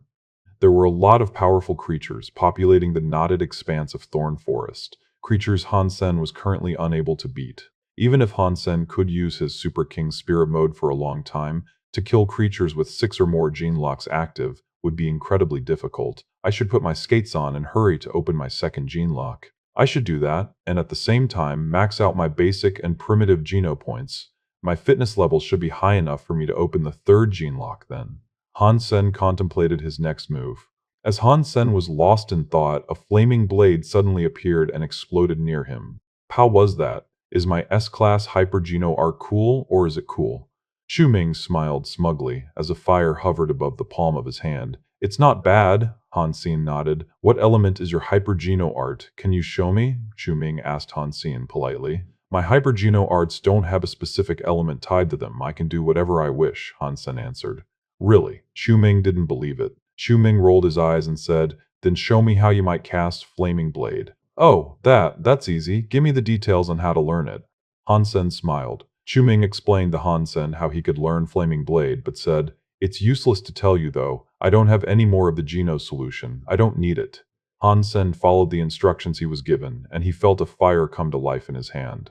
Han Sen waved his hand and a meter-long flaming blade manifested a short distance from him and flew out in the direction he desired. It hit the bone of a giant skeleton, which made it collapse amidst a fiery explosion. How was that possible? Xu Ming's eyes were open wide. Han Sen knew his flaming blade would be stronger than Xu Ming's, as he had maxed out his Squire class, Knight class, and Royal class Fire Spirit Geno points. He had also earned the King class Fire Spirit Geno point from the King of Day. His practice of fire would far exceed the capabilities of ordinary people. Spirit genes enabled a new talent. The more spirit genes a person could get, the more hypergeno arts they could learn. This was especially effective with elementally based hypergeno art. If you had many spirit genes, you would not even need the Geno solution to adopt them. Humans had known about this for a long time, but most people had to work in the employ of spirits to earn a measly sum of them. They weren't half as easy to come by as they were for Han Sen. Do you focus on the fire element, or did you secretly learn how to use Flaming Blade before? Or maybe, just maybe, you have already opened your second gene lock without telling us. Chu Ming inquired, struggling to wrap his mind around how Han Sen could have only just learned Flaming Blade and become so dexterous with the skill. Han Sen shrugged his shoulders and said, yes, I knew it. So, you've managed to open your second gene lock. It looks like I'm falling behind here. I should try and keep up and open my second gene lock too. Han Sen hadn't actually opened his second gene lock, but this entire happening reminded him that his strongest element was that of thunder. Aside from Royal and Spirit King Geno points, he was maxed out with thunder. Han Sen's Dongxuan Sutra was almost at the second tier, and all it took was a few more days of practice to feel as if his cells were about to break. He felt relaxed. Finally, I have opened the second gene lock. Han Sen was very hyped, and so he quickly went to cast it. Dongxuan Aura's field of view was 10 times wider, and his senses had gotten much stronger as well. Also, the Dongxuan Aura now seemed to be able to affect the life forces of others. There was no one he could test it on now, so he wasn't entirely sure what he could do with the new feature. It was a shame too, because Han Sen really wanted to know the effects of what it did. The next day, Han Sen exited the tree in the early morning. Dismayingly, he was greeted with the sight of massive thorny vines that were all tangled together like bushes. Connected all together, they looked like mountains. It seemed as if the shelter had decided to move deeper into the forest. But then, Han Sen's eyes opened wide and he saw something move in Thorn Forest. Like usual, he was unable to see any living creature. But a good distance away, he noticed the presence of a clearing, and in this clearing, a single giant vine was growing. And hanging from off of it was a golden fruit. Undoubtedly, it was something quite special. The vine's height was approximately 50 meters tall. Beside it rested a wyvern. Han Sen had detected a large life force coming from the fruit on the vine, but he had also detected a large life force coming from the wyvern. If he had to estimate, he'd have guessed it was at least a sacred blood creature. My dagger is too short for me to slay a 40-meter tall wyvern. There's no use trying to stab him, and I'd have better luck trying to tickle it to death. Han Sen observed the fruit and the vine and continued thinking, but stealing that should be no problem. The fruit generated a golden mist, and it looked as if it would still take a while for it to mature. Unfortunately, the shelter would only be around for the day, so Han Sen could not wait for that. He instead planned on using his black crystal to drain the vine and fruit of their energy. Han Sen activated his Dongxuan aura and used it to observe both the wyvern and the vine. He was able to feel the life force clearly, unlike ever before. He could even alter his own life force signature and flow. The extent of this ability was still fairly short, however. He could not control the life force of the wyvern either, so there was nothing he could do there. Han Sen thought, although it wasn't effective, he could erase the signature of his life force so the dragon could not sense him. Han Sen tried it out and it worked.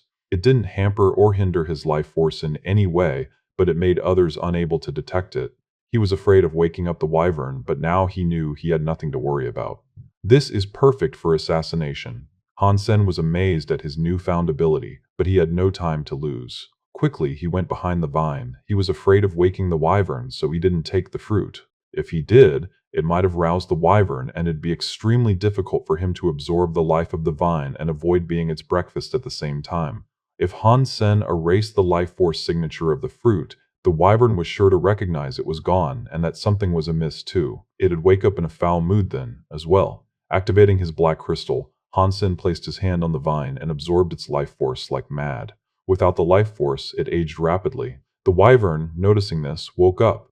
It opened its eyes and looked at the vine. The wyvern then stared at Han Sen.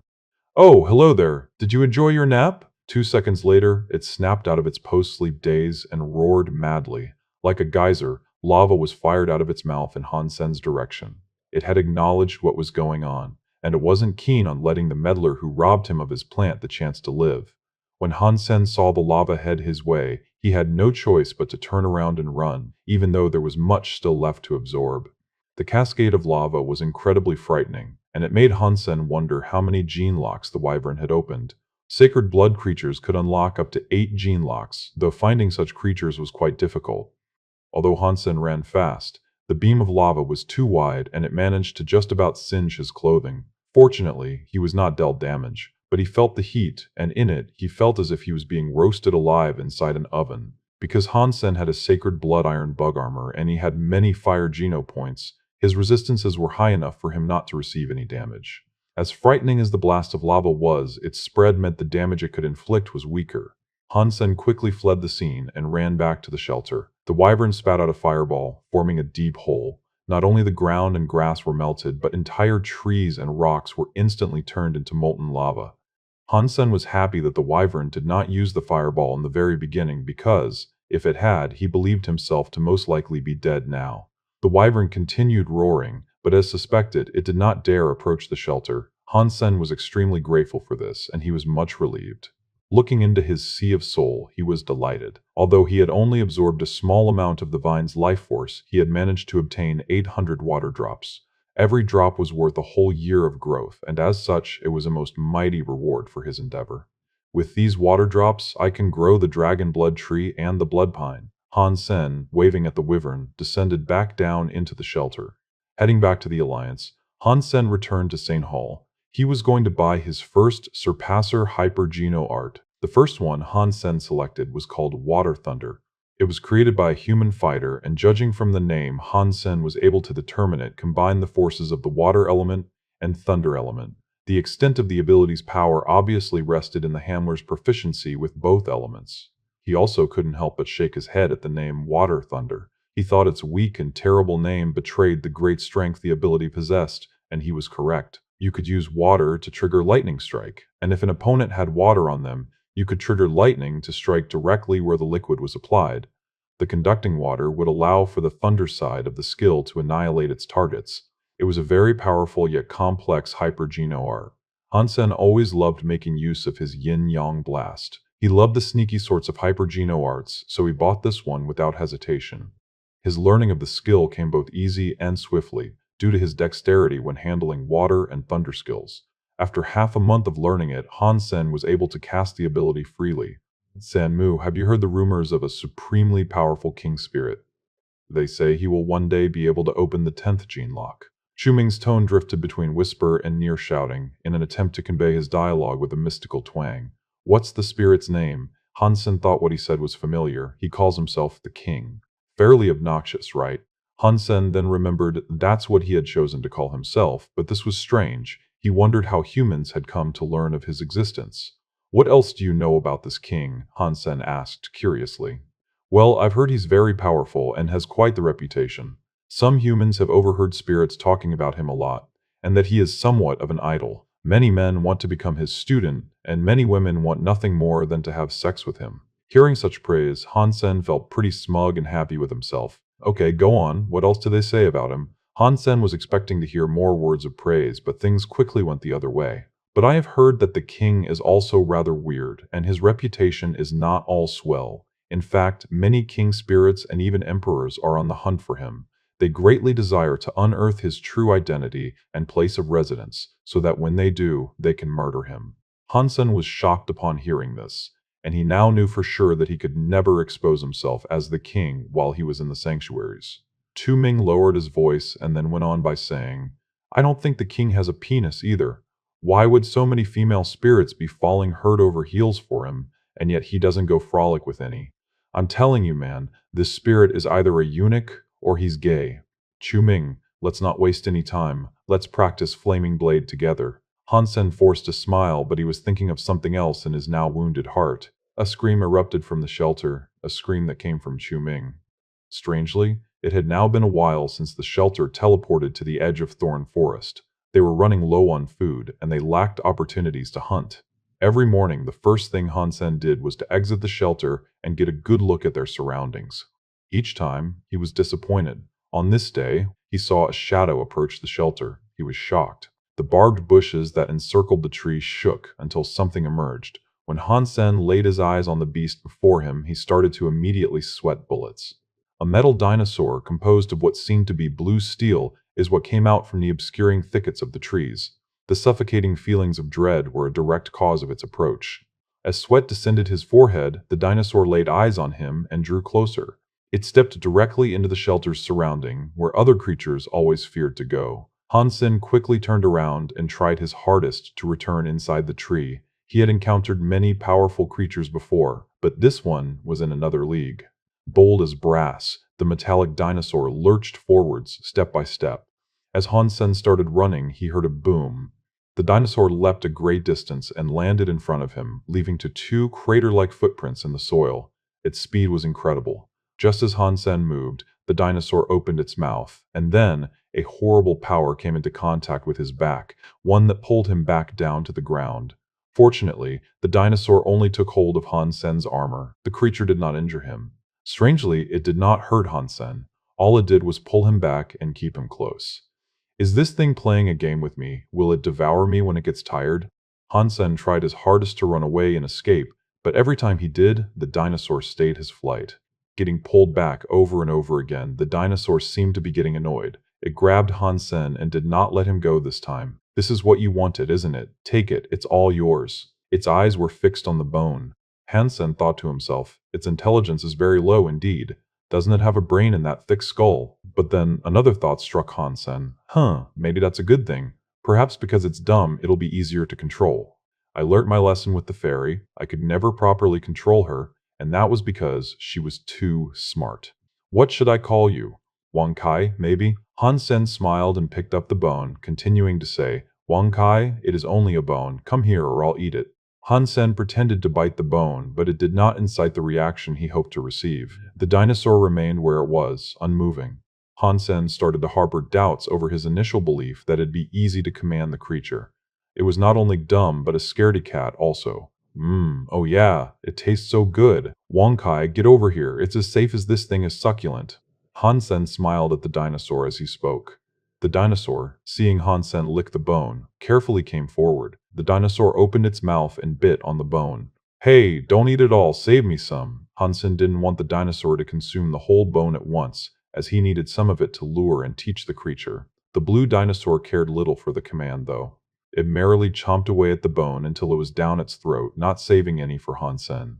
As Han Sen's heart sunk, the dinosaur roared to the sky in delight of its meal. Blue fire spewed out of its mouth like a geyser, which then fell down to wrap Beast up in a blanket of blue flame. A second later, it was entirely enveloped in a scorching blue bonfire. The heat was intense, and the brightness was too much. Han Sen couldn't even open his eyes to get a good look at what was happening. Feeling the power in those flames, he made sure to cast his Dongshuan aura to inspect it. All he could see, however, was a blur. Fortunately, the blue spectacle did not last for long. Soon after, the flames subsided, and as the ribbons of fire shrunk, so too did the dinosaur. When the flames were only a meter high, the dinosaur had grown too small for Han Sen to see. Did the bone make him grow smaller? Han Sen looked at the solemn blue flame, wondering what happened to the dinosaur. The flame now faded as well. When it was 20 centimeters high, he spotted a blue metal ball as the source of the fire. Did it evolve, maybe? He wasn't sure whether or not the dinosaur was a super creature, as he had never seen a super creature evolve before. Wang Kai, are you in there, buddy? Han Sen squatted down to ask the ball, but he received no response. Picking up the egg, Han Sen tried to give it a squeeze and feel if there was something in there. He couldn't discern what the item was. He couldn't feel the beat of a heart, and his Dong Xuan aura only presented him a blurry image. I guess I should keep it for now. It'll be pretty cool if it is actually a super creature. Han Sen stroked the egg and then said to it, Wang Kai, you better come out of this thing soon, okay? I need to put you to work. I need you to help me kill creatures. Don't be lazy. Han Sen entered the second spirit base and drove his island to the nearest island he could see. He was unranked there, so he did not care who he opposed. Freely, he challenged the first he was able to. Han Sen was naturally better than king spirits, so it did not matter who he challenged. There was nothing for him to be afraid of. Are you the king? The spirit, seeing Han Sen approach, stood where he was as a frightened grimace fell across his face. Yes, I am. You have heard of me then. Han Sen did not immediately begin a battle and decided to talk to the spirit first. Of course, everyone knows who you are. I admire you a great deal. The spirit, like before, did not want to fight. Graciously, he offered Han Sen a spirit gene. Unfortunately for Han Sen, it was a fire element gene. He had already maxed this statistic out, so there was no need for him to kill the spirit. When Han Sen declined the gene he was offered, the spirit looked very disappointed. Soon after, Heavenly Empress learnt of the king's arrival in the second spirit base. That was quick. He has already opened his second gene lock. The King of Truth frowned. The king is very talented, you cannot deny that. He has perfect genes, ones befitting an emperor, Flower Empress said. If anyone is able to beat him, there is only one person I can think of. He resides in the second spirit base too, Heavenly Empress said. You mean Phoenix King? The King of Day's eyes suddenly turned white as he looked at Heavenly Empress. Phoenix King's personality is so strange, though.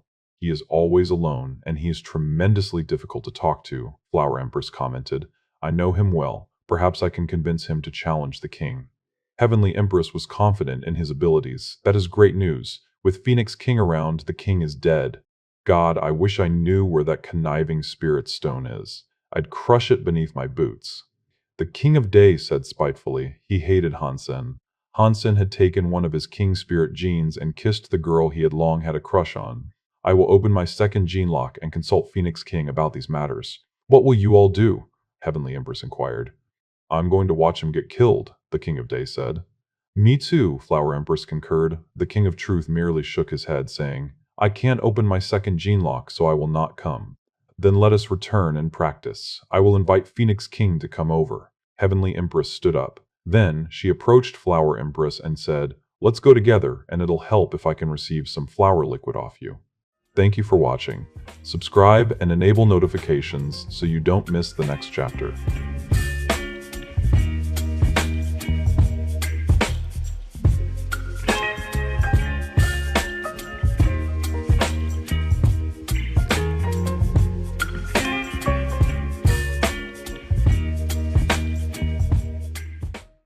Han Sen spent his days in carefree merriment. He amassed large swaths of spirit genes, with little to no effort, and as fortuitous as this was, it did make him feel as if there were no king spirits around.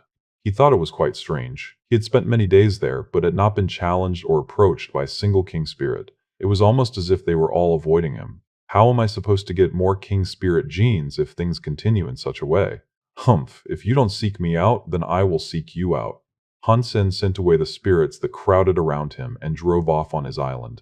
All of a sudden, he caught sight of a few islands that were headed his way. It was Flower Empress and the King of Day. With them was another woman spirit he had seen before but not been introduced to. There was also a person he had never seen before. The male spirit was blonde, and he had fiery, phoenix-like eyes. He looked noble, as if he was stuffed rigid with pride. When he approached Han Sen, he did not even look at him. All the spirit did was talk with one of the empresses. Looking at his statue, Han Sen noticed that his number was 1. That meant he was the greatest and most powerful spirit in the entire spirit base.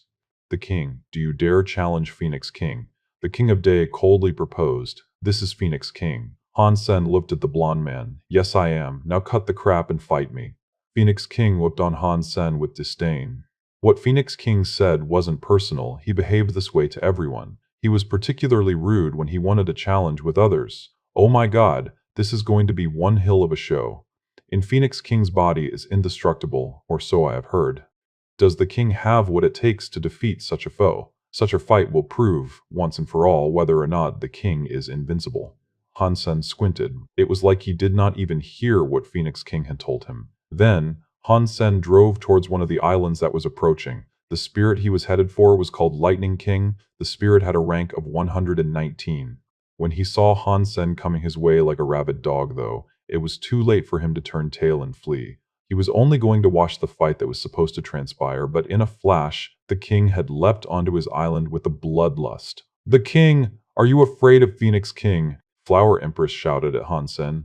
"It's nice to see you again, Flower Empress. Have you come here to make good on what you owe me?" Han Sen smiled at her. She blushed and was robbed of all the words she had intended to taunt him with. Lightning King stood no chance against Han Sen, and he was swiftly destroyed. After receiving his Thunder Geno point, Han Sen cruised off on his island casually. He blatantly ignored Phoenix King and the challenge that was proposed. How obscene! He said it would be easy, but then he just ran off.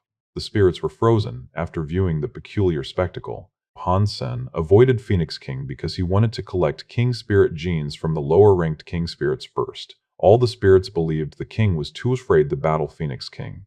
They also believed Phoenix King was the only one who could beat him. The King of Day proclaimed the king to be a cheap s-hole who would only bully and compete with those who were obviously weaker than he was. Han Sen's behavior had disappointed many spirits, and their enthusiasm for the king waned significantly. Most spirits tended to avoid him, and none were quite as willing to part with their spirit geno points as they had been.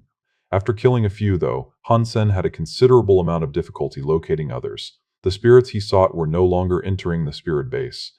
"Quit your search. Unless you fight Phoenix King, none will allow themselves to be fought by you," Heavenly Empress said. Flower Empress looked at Han Sen with disappointment. She had admitted to the crush she had on him, but she was now feeling foolish for thinking too highly of a spirit who was now viewed as a scaredy cat. "It looks like they've thrown a wrench in my hunting plans." Han Sen sighed, thinking he could have collected many more Geno points first. Now, aside from Phoenix King, there'd be no one else to fight. "You are obscene. Challenge him if you have the balls," the King of Day said. Han Sen looked at Phoenix King on his island and said, "Do you really want to fight me that badly? You are not qualified to be my opponent, so I was merely hoping to teach you a lesson," Phoenix King coldly said. "If you really think you can teach me a lesson, would you like to make this a proper fight, one in which we gamble our self-geno points? All of them." Everyone was shocked upon hearing this. If this was true, it would be a long fight. The fight would last until one side had maxed out their geno points, or the other side ran out of them. There was no cap to how many self-geno points a person could have, but Han Sen could only have 100 spirit geno points. The only exception to this was if Han Sen signed a contract with Phoenix King. In that case, he could gather as many Phoenix geno points as he wanted. Of course, Han Sen wasn't willing to sign a contract with Phoenix, therefore, the max amount he could receive was 100. "That's just what I was hoping for." Phoenix King agreed without hesitation. He did not believe Han Sen could beat him, so he accepted the death match. "You really think the terms of this fight would scare off Phoenix? Let's see how many self-geno points you'll have left by the end of this fight." The King of Day was tremendously excited. No one had many self-geno points, and losing a large amount of them was a terrible misfortune to befall anyone. They were surprised at Han Sen's suggestion of making it a self-fight. What they did not know was that Han Sen only had 2 self-geno points. At the most, he could only lose 2. Han Sen slowly walked to Phoenix King's Island and said, "Looking at you makes me feel sleepy. It's too late for regrets now. It's just the thought of killing you 100 times will be so boring and tiring. I hope I don't fall asleep before we're done. Hey, here's a thought. How about I annihilate you once, and then you commit suicide 99 times to spare me the trouble?" Ridiculous. Hearing what Han Sen said, the King of Day could do nothing but scoff indignantly. Phoenix King took the jive calmly, though. "This is good. Perhaps that is what we should do, of course. The reality will be the reverse. I kill you, and then you proceed to kill yourself 99 times. Okay, then it is settled." Han Sen smiled as he let out a holy light that enveloped him. Phoenix King's body kicked up a blaze of golden flames instead. The shadow of a newly arisen phoenix could faintly be seen behind the curtain of fire that wreathed to the spirit. "Phoenix body sure puts the envy into all who look upon it," the King of Days said, not even attempting to hide his own jealousy of the power. Phoenix King had spent many years in the first and second spirit bases. He had never lost once, and he was a supremely powerful spirit. Han Sen looked at him and merely swung his fist. Phoenix King threw a fist of his own in retaliation. The gold flames that surged around his fist turned into the shape of a fireborn phoenix, and it carried the knuckles forward with tremendous force. Boom! Han Sen's fist collided with the phoenix and broke it. His fist did not stop there, however, and onwards it went. His fist surged through the air and walloped Phoenix King. The bird and the flames that surrounded Phoenix King were shattered by the mystic power that fueled Han Sen's fist. But in the next second, the golden flames tightened around Phoenix King's body and were renewed like the summoning of fiery armor. He was undamaged, as if he had not suffered the power of that punch. Phoenix King is good, but there's no denying how powerful the king is, too. Did you see his phoenix shape shatter? Heavenly Empress commented. The King of Day was happy, and he said, "Ha, even the king's power is null against Phoenix King. The king is done for this time." Han Sen did not relent in his attacks. Fist after fist hammered against Phoenix King's body, and while each time the fires were quelled, they'd be reborn to protect their caster before another fist could land. No matter how much power Han Sen put into his attacks, Phoenix King shrugged each of them off. Phoenix King merely stood there, not even attempting to dodge Han Sen's attacks. He looked at his opponent with disdain as punch after punch was thrown against him. "It's useless. You cannot harm me. Suicide now and save us all the trouble and wait," Phoenix coldly said. Han Sen smiled at Phoenix in return, saying, "I'll admit I'm impressed. That's a fire element skill, right? Don't compare the grace of my Phoenix body with that of ordinary fire. Mine is a holy flame. It is pure and it is ultimate." Phoenix's face was stuffed with gross pride as he spoke. The spirits that watched the fight looked on him in admiration. They were in awe of Phoenix body's might. Han Sen laughed and said, "You make it sound unbeatable, but we all know everything has its weakness. Fire is fire, and fire doesn't get along with water too well." "You don't control the powers of water, boy," Phoenix said with a mocking tone. The water element was still harmless against Phoenix King. Ordinary watery attacks were not able to suppress the flames of the Phoenix. "Who told you I'm not attuned with the element of water?" Han Sen reached out his arm and opened the palm of his hand. Frosty air was summoned to encompass it, and it grew stronger and stronger into a fierce blizzard, until it eventually consumed him. I thought he was physical only. Everyone was shocked at this revelation, unable to believe Han Sen was using the power of ice. Was he hiding his true power after all this time? I mean, he was already beating each and every one of us he faced. Even the King of Day was taken aback. "No, this is not his true power. It actually seems weaker," Heavenly Empress stated. "You mean to say that power doesn't actually belong to him?" Flower Empress asked. Phoenix King looked on Han Sen with disdain, saying, "This power does not belong to you. You cannot make it effective. Not even this power can bring me harm. Then are you willing to accept one of these punches?" Han Sen did not wait for a response, and simply threw a fist out towards Phoenix King. The icy powers were learnt from Little Fairy in the Second God Sanctuary. He had only opened its first gene lock, so it was indeed weaker than what it could have been. Almost at the same moment, Han Sen simulated Little Silver's power.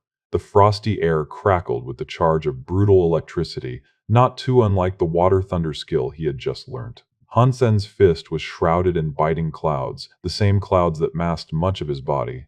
Boom! Han Sen's fist collided with Phoenix King's fire-wreathed body. The clouds pierced the wall of fire. The cold air could freeze the cells of others, and almost immediately, the flaming phoenix was metamorphosed into its own opposite. It was turned into a statue of ice. Phoenix King had become ice, and all of his cells had frozen solid. Then, without notice, the composition of his being exploded into minuscule chips of ice that either pelted the field or submitted to the wind and were blown away. The King of Day was frozen, and he could hardly believe his eyes. Flower Empress's mouth was wide open, as if in awe that was trying to masquerade as disappointed shock. Heavenly Empress herself did not expect that the king could defeat Phoenix King so easily, meaning all the Phoenix genes would have to be delivered to the king now. Seeing as she was the one who had convinced Phoenix King to fight the king, she felt tremendously guilty. Phoenix King respawned from the Spirit Stone with anger, and amidst the fire and fury of his temper, he spared no time in launching himself towards Han Sen in the shape of a phoenix. Han Sen cast the skill Water Thunder, which obliterated the flying phoenix into another cascade of giblets. "If you lack the courage to commit suicide, I can help you."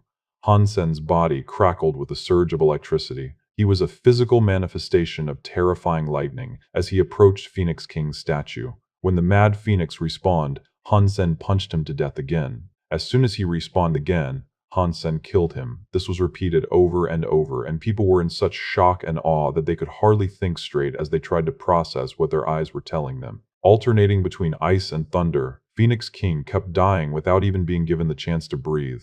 All the spirits watched Phoenix King get slaughtered relentlessly, like livestock being led to a grinder. 10,000 spirits had come to watch the battle unfold, and not one of them made a sound. They were all in silent fright as the noise of explosions sounded repeatedly as if they were on a timer. Does this mean the king wasn't afraid of Phoenix King at all? Did he just want to collect more king spirit genes before achieving first place? Some spirits finally understood Han Sen's initial reaction to the proposition of fighting Phoenix King, and after realizing this, they shouted to the sky. He kept on killing him until he reached the sum of 100. 100 points was the max he was able to extract, unfortunately. Had he signed the contract, he could have received an infinite amount. Still, the results satisfied Han Sen a great deal. He was very appreciative of the fire genes he was able to harvest. All he would have to do next was max out his fire royal genes. Once he did that, his fire element strengths and resistances would be perfect. Senmu, we have finally come to the edge of Thorn Forest, Chu Ming jovially called out to Han Sen. Han Sen was incredibly happy at this news. They had run out of food a long time ago, and now they had the opportunity to restock. Han Sen called for Qulangshi and Little Wind to accompany him and Chu Ming in the hunt of creatures. He wasn't going to waste a single second, as he wasn't sure when the shelter would move to the outskirts of the forest again. They did not know which way they were going to go, but where they went seemed to be an absence of thorny brushes, and they espied a number of clearings in the distances ahead. After killing a group of iron bugs, they stumbled across a hunting party of humans. Chuming looked excited when his eyes fell upon them. Each of them were surprised, and it was a sight that warmed their hearts. It was usually a great joy to come across other humans, as the occasion was rare across the brutal expanse of the third god's sanctuary. They had heard of a human royal shelter in the vicinity, and after walking an additional 30 miles, they came to a shelter which had many humans strolling in and out. Finally, I'm back to civilization, Chuming almost cried at the sight. Han Sen and Qulangzi were glad to have found such a shelter, but weren't half as excited as Chu Ming. We have found a place in which we can live and be free. We can have a good life, free from the fear we have had to constantly live through in recent times, Chu Ming said. Han Sen said, if you two like it, then stay. I'm going back though. Why are you returning to that dump? You might die out there all alone.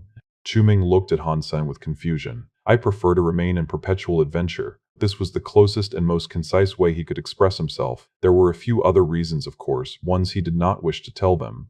Han Sen needed that shelter to grow plants and enter the spirit base, something that was far more valuable to him than a safe place to lay his head. In Thorn Forest, there weren't many primitive creatures to find, but he could easily encounter creatures of a higher level. The resources he could get there, with his moving shelter, was far more important. Chu Ming, Sanmu knows what he is doing. Don't try and change his mind. What matters is that we will still be friends forever, and distance won't lessen the bond we have established in our time together, Qulangji graciously said, stopping Chu Ming's desire to plead that Han Sen remain with them. You are right, we have survived much together. We've been through thick and thin, and straddled precarious lines through life and death situations. This is not something that can easily be forgotten. Chu Ming could not understand why Han Sen wanted to go back, and after a few complaints, did not wish to strain their relationship or end their times together on an unhappy note. He stopped trying to change his mind. When Han Sen and Qulangji found some time to be alone, she said, You are Ji Yanran's fiancé, aren't you? Your name is Han Sen. You knew. Han Sen had a wry smile. Qulangji smiled and told him, There aren't many famous surpassers that go by the name of Han. I figured it had to be you, especially since you are fairly young. Besides, if you were going to select a fake name, Sanmu was a bad choice. Han Sen said, I didn't mean to lie or hide, it wasn't done in spite. I have many enemies, and I didn't want to bring you any more trouble than I did when we first met.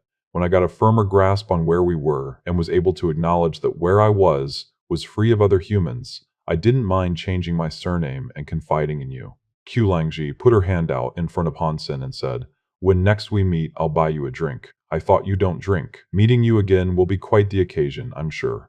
And getting drunk on special occasions seems to be the tradition. Qulangshi took a brief pause and then continued by saying, Don't die out there, Han Sen. I will hold on and anticipate the drink we will one day share. I'm almost thirsty already, Han Sen smiled. Before leaving, Han Sen provided Chu Ming a tree crab, an iron bug beast soul, and a copper fruit for a kickstart. Han Sen did not give these to Qulangshi because he knew she would not accept them. Han Sen felt remorseful, leaving the shelter without them. He felt he was being cold, and he was more disappointed with himself for not being sad about leaving them, but by being excited for the adventures that were sure to come.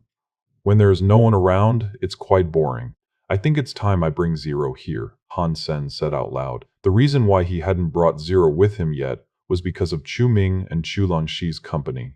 It would be suspicious to see him always be accompanied by a strange little girl. Now that he was alone, he decided to bring her there. The next day, Han Sen asked his mother to bring Zero to the teleporter in Moment Shelter to see whether or not she could teleport. Like before, she came through the teleporter into his shelter. Han Sen was quickly delighted.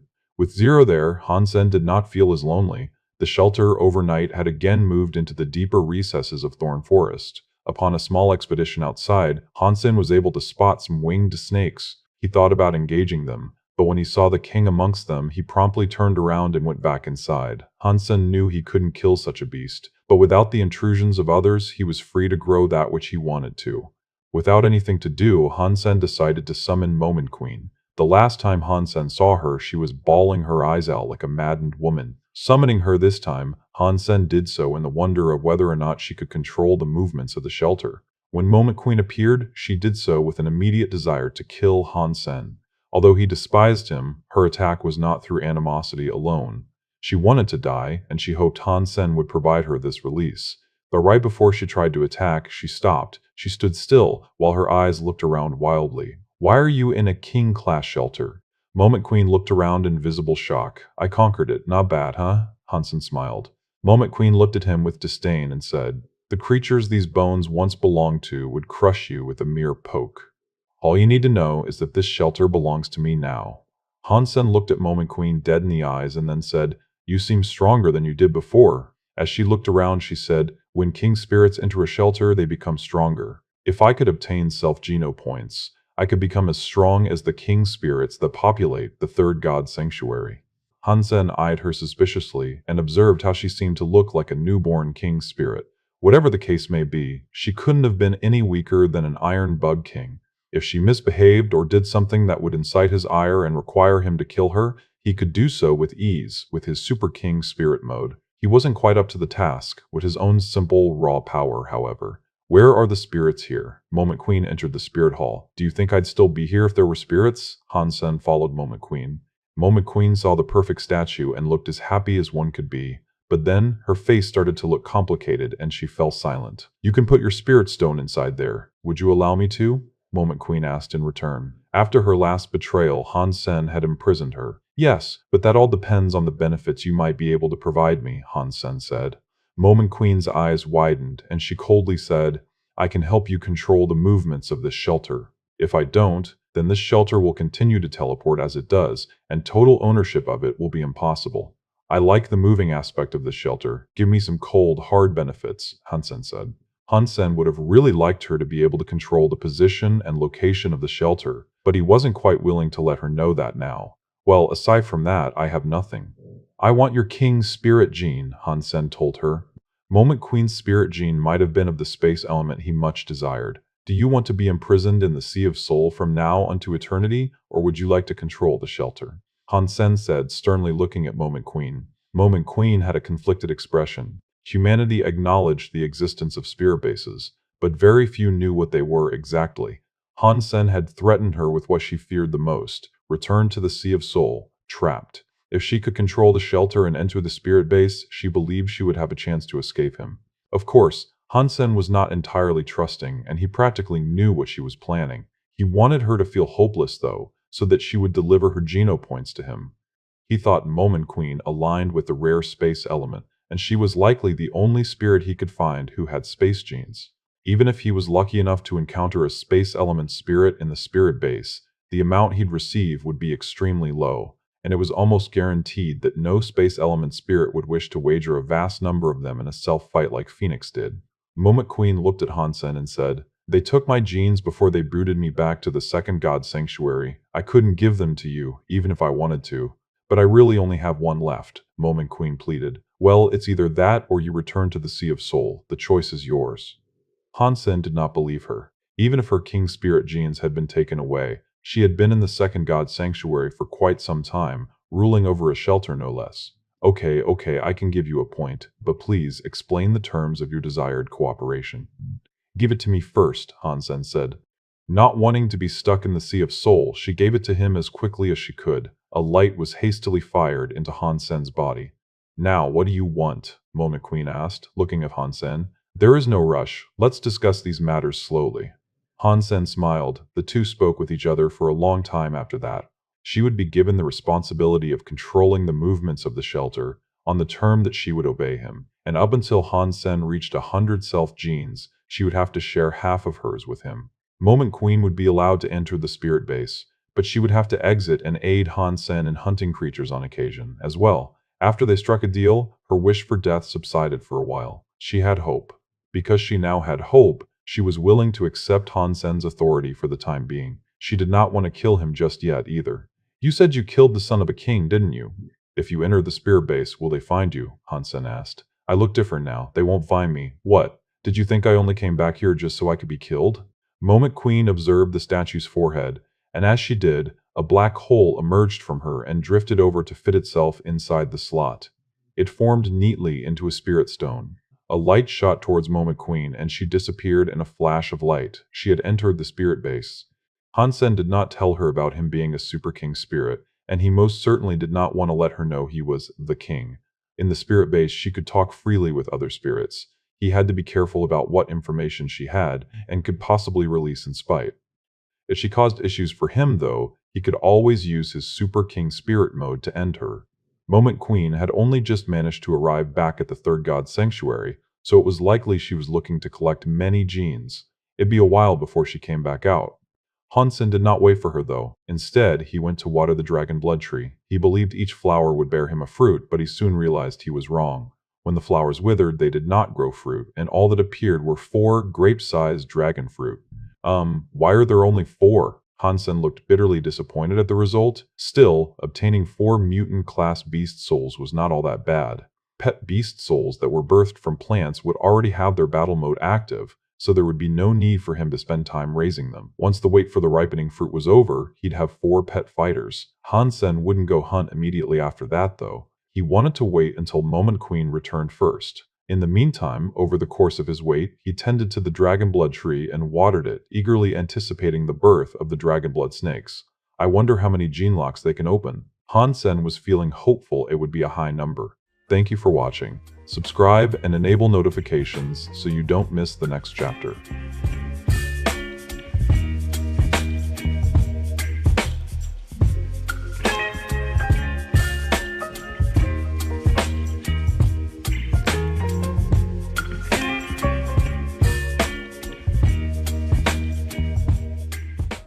Mutant pets could unlock 6 at the max. If it was the child of a creature, they'd only have 1 open at birth. But creatures born from genoplants were not like this. The more talents they had, the more gene locks they could have open from birth. Furthermore, the open gene lock numbers were fixed. They weren't like genuine creatures, which could improve and open further gene locks over time. 1 fruit finished maturing and fell from the tree. Quickly, and quite ecstatically, Han Sen retrieved the fruit and peeled back the layers of its scaled exterior. After he did so, a red light shot out from the interior and entered his sea of soul. Mutant pet beast, soul obtained, dragon blood snake. Looking inside his sea of soul, he noticed the presence of a new creature. Mutant dragon blood snake, 2nd gene lock open. Han Sen was a little disheartened at the result. Mutant pets were capable of having 6 open gene locks, so this was at the lower end of the spectrum. It is fortunate I have another 3 to test my luck with. Pong! Another dragon fruit fell from the tree. Hastily, Han Sen scrambled over to pick it up. When it was in his hands, he peeled away the layers, all the while saying, God, please bless me with a pet that has 5 of its gene locks open. Amen. After the layers were peeled and removed, another red light burst forth like a beacon and entered Han Sen's sea of soul. Uncaring for the little creature's appearance, he raced straight for the statistics. Mutant dragon blood snake, 1st gene lock open. Fuck you. Han Sen wanted to flip the nearest table he could find, as this was the worst possible result one could receive. Although mutant creatures had a high fitness level, ones that had only opened their 1st gene lock were unlikely to be able to take down anything greater than an ordinary creature. Since Han Sen wanted to take down mutant creatures on his own next, this pet was useless. It looks like I've been praying to the wrong god, Han Sen thought to himself. The 3rd dragon fruit dropped from the tree and hurtled to the ground, but before he went over to pick it up, he requested that Zero bring him water. When she brought the bucket over, he washed his face and summoned his iron bug armor. Han Sen approached the fruit and started peeling it. As he did so, he said, God.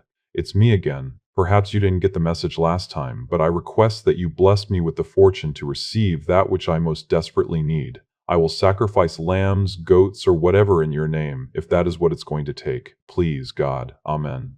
After he finished peeling it, a red light moved to nestle in Han Sen's Sea of Soul once more. Mutant dragon blood snake, first gene lock open. After hearing the voice, his face blackened. He shouted, "Oh, come on, this is not even funny." Seeing the three snakes, Han Sen wanted to bang his head into the nearest concrete surface. The final dragon fruit fell from the tree, and considering his current string of bad luck, Han Sen felt reluctant to open it himself. "Zero, help me peel it."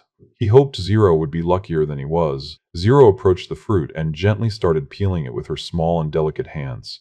When she was done, a red light shot into her forehead. Han Sen pointed at Zero and asked, "Hey, I thought you couldn't use beast souls." Zero could not eat the flesh of creatures, and neither could she make use of beast souls. This was because she did not have a Sea of Soul. Her situation was similar to the Shura in that regard, but with ease, the dragon blood snake entered her forehead, signifying she now had a Sea of Soul. Han Sen had once tried to send her a beast soul in the past, but it didn't work. He knew for sure she had no Sea of Soul, but clearly things were different now. Zero looked at Han Sen but did not say anything, and the expression she wore made it seem as if she didn't know what to say.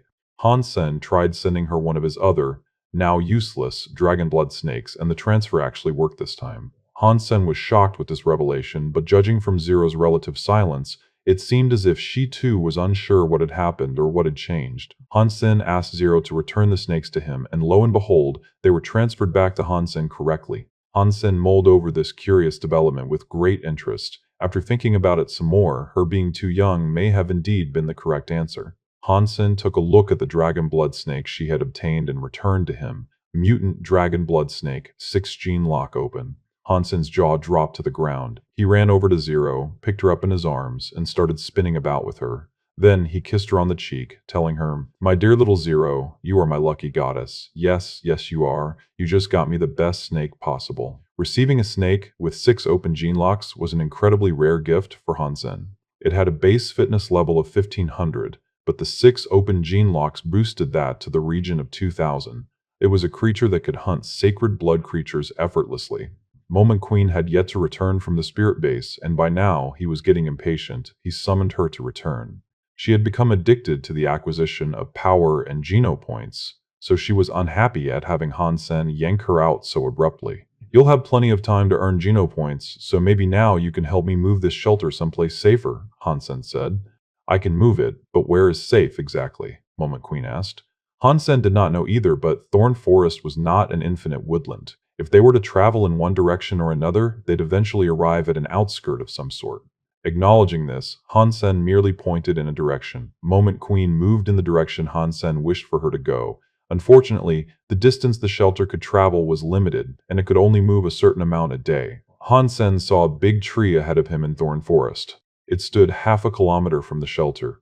A Goliath tree that stood proud and firm, its verdant head standing 40 meters high in the sky. Curiously, it looked as if many people had been strung up and left to hang, dangling from the thick boughs of the tree. Fortunately, upon closer inspection, Han Sen realized his vision was just a misinterpretation of what they actually were. They were fruit, and only human in shape. While they looked human, they were slightly bulky. Han Sen thought they looked similar to the steel-clad knights that hailed from medieval Europe. With their helmets connected to the tree, it was a strange sight. "Are they alive?" Han Sen counted the 6 armored knight fruits. "This is a sacred blood class knight tree. They grow sacred blood class loyal knights," Moment Queen explained. "Should we kill them before they mature?" "Why would you do that? You can't eat them. And when they mature, they will never betray the first person their eyes fall upon."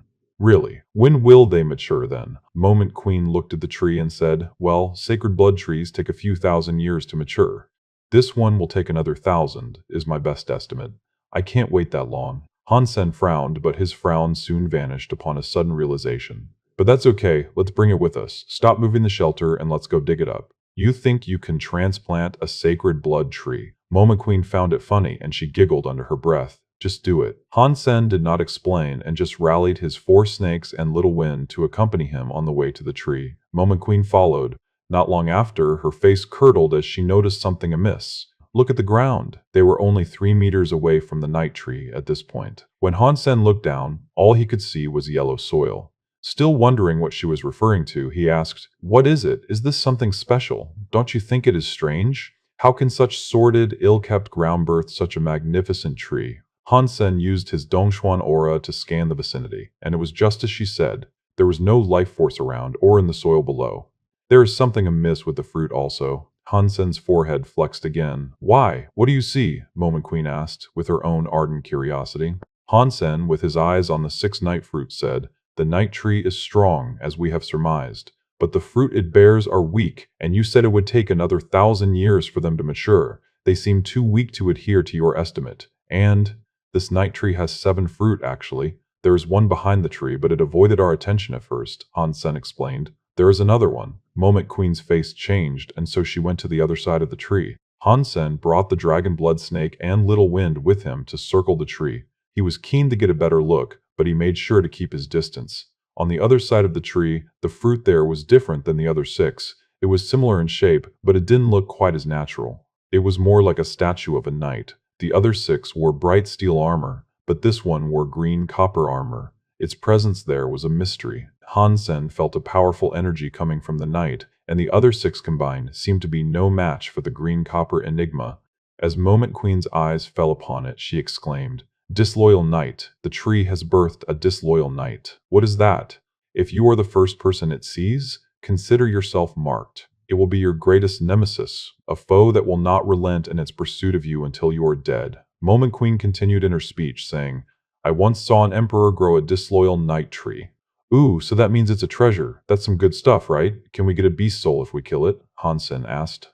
Moment Queen did not answer him directly, and she merely continued on from her previous dialogue. He had a grand expanse of land dedicated to the cultivation of night trees. There were over 10,000 of them. But when the disloyal knight was born, they all withered and died. "But that at least explains why there is no life force in the area around this tree," Han Sen said. "But there's another problem. Disloyal knights are birthed on trees of their own. They cannot grow on a traditional night tree. I remember this emperor saying that without the energy of the loyal knights, the disloyal knight could not grow." Han Sen wasn't really interested in how the tree was grown, only what rewards he might be able to reap. "If things are indeed like this, then maybe the disloyal knight will be different and we'll be able to claim it," Moment Queen said. "How do you reckon I can claim it?" Moment Queen shook her head and said, "Well, the chances would be slim. And besides, look at it. It's going to take at least another 1,000 years for it to mature. You'll be old and gray by then. 1,000 years is not that long, and furthermore, we can bring it into the shelter." With the water drops Han Sen possessed, the 1,000 years could be reduced to a mere 3, and Han Sen was willing to wait that long. Don't even think about it. It's hard enough to grow sacred blood plants, but to unearth and move one someplace else is mere foolishness and will ruin what is already grown. "Just tell me how to claim the disloyal knight, would you?" Han Sen said. "Although it is a disloyal knight, it has grown on a night tree. This may result in it obeying the first person it sees, but he is a disloyal knight, and you can't deny what you are forever. Genetically, it's a disloyal knight, and that's what it's going to be. Even if it obeyed you initially, the traditional, unwavering fealty of a loyal knight would fade over time. It would only be a matter of time before it betrayed you. If that loyalty lasts 100 years, I'd say it's worth it," Han Sen said. 100 years was nothing to Han Sen, and he could be as strong as a super creature himself in that time. The knight would be helpful in its early years. He could use it to kill Goliath monsters with the greatest of ease. Han Sen, learning this about the disloyal knight, commanded his snakes to unearth the tree and transport it back to the shelter. Moment Queen did not say anything, but she found the scene quite amusing. It would have made sense for an emperor to move a tree, but for Han Sen, who had only just entered the third god's sanctuary, it was a humorous joke. She thought he was being a little too big for his breeches. Still, she would not stop him. Ultimately, it would not be her business, so she was happy just to sit back and watch. The soil around the tree was very hard, but the snakes were powerful, and it did not take them long to dig through. This was especially true of the snake with 6 of its gene locks open. The speed at which it worked was remarkable, and it had no trouble committing to the task they had been commanded to perform. The roots were harder than stone, and 3 of them failed, only leaving light bite marks in the material. Only the dragon blood snake with 6 of its gene locks open was able to cut off the excess roots. But after the snake bit off one root, the tree began to shiver and tremble. The 6 loyal knights were like ghosts, swinging from the boughs of the tree. Boom! One loyal knight disconnected and hit the ground. One after another, so did the others. They did not collapse onto the ground, but instead, They landed on their feet like armor-garbed mannequins in a museum. Suddenly, the loyal knights opened their eyes. They looked at Han Sen and the dragon blood snake beside him. Wait, these are loyal knights, so that means they'll obey me upon seeing me, right? But if the snake is in front of me? Han Sen regretted using the snake for protection, but suddenly, one of the loyal knights threw a punch towards it. The other 5 followed and did the same, throwing fists towards the stalwart snake. They were much weaker than sacred blood creatures, but they were undoubtedly greater than mutant class types.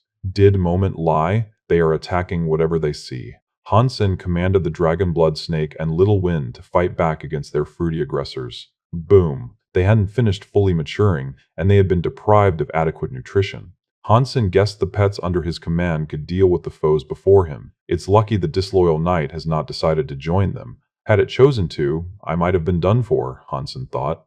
But then, he looked towards the figure of his musing and was given a shock. He did not know when it had happened, but the disloyal knight's eyes were open. They were fixed on Han Sen. Han Sen was taken aback. For now, it was lucky that the disloyal knight had not left the tree. You're nowhere near done. There's nowhere you're coming down from there. Han Sen looked at the disloyal knight and felt a little safer. Han Sen, clutching the dagger in his hand, turned around and attacked one of the loyal knights that were advancing. The dragon blood snakes took 1 knight each, and Little Wind engaged one too. Han Sen used his sacred blood armor and dagger to engage his target, and he was doing well in the fight. He suffered a few hits, but the armor was strong enough to keep him protected. The dragon blood snake, with 6 open gene locks, found an opening to dig its teeth into the neck of the loyal knight it had engaged. The vicious teeth sunk into the neck with ease, and it tore the entire head off the knight's shoulders in a gruesome display. Before the head could hit the ground, though, the snake spun around and swallowed it. Sacred blood creature. Loyal knight killed. No beast soul gained. The flesh is inedible. Wow, these things are pretty weak. It looks like the disloyal knight really has been hogging all the energy. Han Sen was overjoyed, thinking he could still one day claim it. And the fact that they were weak was good, as he wouldn't have to exhaust himself in the battle, despite the lack of meat he would receive. With that being said, though, he wouldn't mind getting one of the beast souls. Moment Queen had told him that the knight would obey the first person it looked on. It had indeed seen Han Sen, but still it looked rather hostile. Perhaps I should ask Moment Queen about this. She might be able to shed some light on the issue. Moment Queen was summoned back. Can't you leave me alone for a minute? I'm trying to earn Geno points. What do you want? Moment Queen sounded a little moody. What you said was incorrect. You have some explaining to do. Han Sen then proceeded to tell her what had occurred in her absence.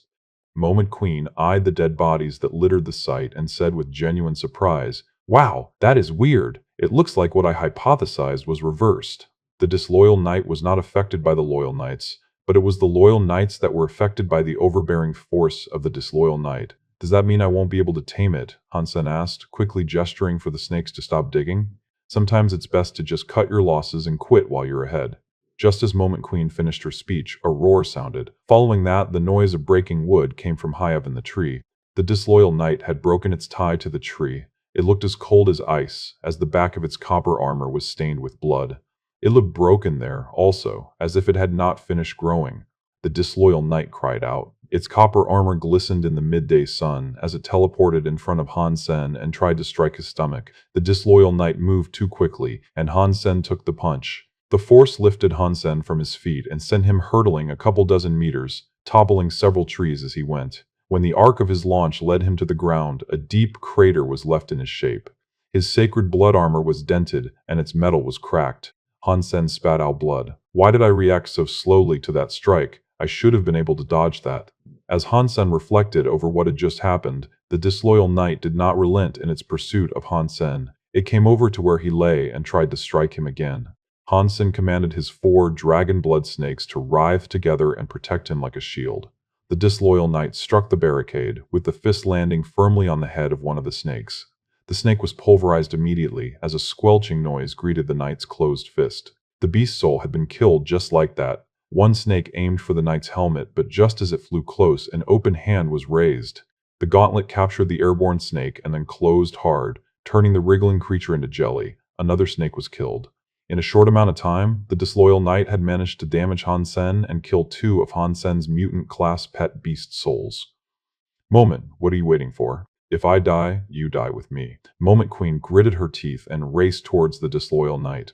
She would do what she could, but she had only recently started to gain strength through the collection of Geno points in the spirit base. Her speed was exceptional, but overall her fitness level was lower than the snake that had its sixth gene lock opened. This speed of hers was no trivial factor, however. Her genes allowed for the control of time, and she could slow down the disloyal knight with it. Han Sen commanded the other two snakes to strike, while Little Wind cast Windblade and Air Cannon. But this didn't yet suppress or put the disloyal knight at a disadvantage. It managed to kill another snake effortlessly. The only one left alive now was the one with its sixth gene lock open. "Its halo weakens others," Moment Queen called out as she evaded an attack that came for her. Her long hair was given a trim by the disloyal knight. Had she moved any slower, it would have been her head that was cut off. "I see that. So, what can we do?" The reason Han Sen had been unable to dodge the initial attack was clear now. It was all because of those halos. The disloyal knight's halo did not just slow people down, it also weakened their very bodies. The disloyal knight punched the last remaining snake. It was not killed, but the attack was so strong that it sent the snake reeling backwards, squealing as it spat out blood. The disloyal knight was not powerful enough to one-hit kill a sixth gene lock snake. This knowledge comforted Han Sen to a certain degree, and it made it look increasingly likely that the disloyal knight had dislodged from the tree too early. It wasn't ready for prime time, and it wasn't a berserk sacred blood class creature yet. Han Sen clutched his red dagger and cast his Don Xuan aura. Now Han Sen was able to observe just how the halo worked, and he was able to calculate how much it weakened others. The knight had a great level of fitness, and its halo was strong. Its punches were mighty and destructive. When the red dagger cut the copper light of its fist, no damage was done. So, Han Sen resolved to watch its movements more and get a firmer grasp on how the opponent acted. Moment Queen teleported directly behind the disloyal knight and tried to punch the bloody, torn place in its armor where it had prematurely ripped itself loose from the tree. But all of a sudden, the disloyal knight's body shone brightly and blocked her attack. Moment Queen's fist bled after punching the light-imbued protection that now coated the foe's armor. The dragon blood snake roared and attempted to sever the knight's head from its body. But the knight was able to move away, turn, and wallop the snake's head. The snake fell to the ground. Han Sen appeared behind the disloyal knight and threw a punch. He had used a stealth skill, one that didn't allow the disloyal knight enough time to notice and deflect the punch. Still, its body glowed in order to better absorb the damage that would come from the incoming fist. Han Sen knew there was much power in that glow, but he was not afraid. His left arm was raised as it gathered frost and lightning, and his right arm bore the dagger. The fist carried a destructive light. The power was so great that it shone straight through Han Sen's hand like an X-ray, revealing the skeleton beneath his flesh. Han Sen's water thunder skill smashed against the disloyal knight's back. Boom. When the water thunder came into contact with the knight's blood, it electrified the being. The crackle, sizzle, and pop of the lightning strike grew louder and fiercer until it crescendoed in a dizzying firework of electricity. When the knight looked ready to lose all control, Han Sen fired coins onto his body. The pressure of several mountains weighed upon him, slowing him down considerably. When the disloyal knight finally buckled under the pressure of the relentless attacks, Han Sen had fired a dozen coins upon it. Since Han Sen had opened his second gene lock by now, they were far more effective too. Dragonblood Snake and Moment Queen did not cease in their merciless assault, particularly now that the coin-laden knight was unable to fight back. The disloyal knight had countless coins stacked on it. Boom. The disloyal knight could no longer withstand the pressure. It submitted to the weight and collapsed to the ground, entirely immobile. Han Sen, the Dragonblood Snake, and Moment Queen did not lax. They all continued to batter the monster, and after a few more minutes of such a treatment, it died. Super creature disloyal knight killed, beast soul gained. The flesh of this creature is inedible, but you may harvest its life geno essence. Consume its life geno essence to gain 0 to 10 super geno points randomly. Han Sen was exuberantly happy. Not only had he just slain a super creature, but he had also received its beast soul. The disloyal knight's body vanished, but in its place rested a copper life geno essence. Han Sen gladly accepted it, for it was the first life geno essence he had received in the third god's sanctuary. Even he was surprised he was able to acquire one so soon. After the knight died, the tree died along with it. Bringing it into the shelter now would be pointless. Still, this did not disappoint him too much. For now, he was simply pleased that he had gotten the beast soul and the life geno essence. Quickly returning to the underground shelter, he spared no time in summoning the beast soul he had just received. A copper-plated knight appeared in front of Han Sen. There was no halo above its head, but the armor was complete. Disloyal Knight, Super Pet Beast Soul. As glad as Han Sen was, he was a little upset to learn it was a pet. That meant it would take a long time for it to be raised, and he couldn't use it for a while. If others learned he had a super pet, the attention he would receive would be insufferable. It'd undoubtedly create another big fuss. After the ordeal, Moment Queen returned to the spirit base. In her absence, Han Sen decided to refine the life Geno essence. He simulated the energy flow of the night and consumed the orb. He received 5 Super Geno points. The shelter, after another couple of jumps, reached the outskirts of Thorn Forest. Creatures were finally appearing now, and it looked as if Han Sen could start hunting again. With Little Wind and the Dragonblood Snake, Han Sen wasted no further time and left the shelter to kill as many creatures as he could. It wasn't long before Han Sen was able to max out his ordinary and primitive Geno point tallies. Han Sen did not know which area he was in, and he wondered whether or not there might have been a shelter nearby. If there was, he didn't want anyone to discover the location of his shelter, so he didn't allow his shelter to advance any further. He preferred walking a greater distance if it meant less exposure. Low-level creatures populated the region, which made for more relaxing hunts. After walking 50 miles, however, Han Sen stumbled across another shelter. It appeared to be a night-class shelter. From what he could see from the outside, the interior seemed to resemble some sort of ancient city. Han Sen saw many humans there, and that excited Han Sen a great deal. But why do they only stand there on the inside? Doesn't anyone want to come outside? Han Sen pondered the curious sight. Normally, he'd have met and greeted the humans already. The fact that there was not a single human outside of the shelter struck Han Sen as strange. After contemplating it some more, Han Sen decided to approach the shelter with equal amounts of confusion and concern. "What are you doing out there? Get in!" Han Sen witnessed someone calling out to him. When Han Sen entered the shelter, he was able to get a better look at the people who seemed unwilling to go outside. They looked awfully glum. It seemed as if something bad had been going on. This was a small town, a night-class shelter that provided residence to around 30 people. It wasn't the worst location for people to band together in the hostile lands of the third god sanctuary. Is something wrong? "What's going on here?" Han Sen asked the middle-aged man who had called out to him. "I've never seen you before. Are you new?" The middle-aged man didn't respond to the question he was asked. "Yes, I've only just arrived," Han Sen said. "That's unfortunate. You may think spawning in a human shelter is a good thing, but we're about to lose the place," the middle-aged man said with a sigh. "Why?" Han Sen asked. 20 years ago, we conquered this shelter and built it up as a safe refuge for many people. A few days ago, a creature discovered our shelter. It's not your average woodland critter either. It is a foul beast, one that came here from the north. The creature belongs to a royal shelter someplace in the mountains of that region, and we have been informed of an impending assault. The leader of that shelter is determined to lay waste to our little sanctuary. How did you learn about all of this? We have a man in their shelter. He has risked life and limb to provide us this information. But even so, with all the knowledge in the world, there is little that can be done. We don't have the manpower to withstand an assault like the one that is said to be coming down on us. As Han Sen retreated into thought, a loud noise brought him back. It was the tolling of a bell in the plaza. "Old Huang is summoning us," the middle-aged man told Han Sen before proceeding to the plaza. Han Sen followed the rest there, as well. Normally, many would take a newbie under their wings and treat them well. They'd be asked many things and offered an all-around welcome. Under the current circumstances, however, few cared enough to make the effort. Things were bleak for them, after all. "The time is nigh. Now we must decide, do we fight or do we go?" Old Huang finally spoke. "Against the darkness that fast approaches, raise your hands if you wish to flee." Everyone looked at each other before making a decision, but ultimately, almost all chose to raise their hands. "Then perhaps it is for the best. Let this be our final night of refuge in what has become our home. Tend to any last duties and prepare yourself for the road ahead. We leave at first light on the morrow," Old Huang solemnly spoke. After his speech concluded, everyone stood where they were. They all knew it would be best if they abandoned the shelter.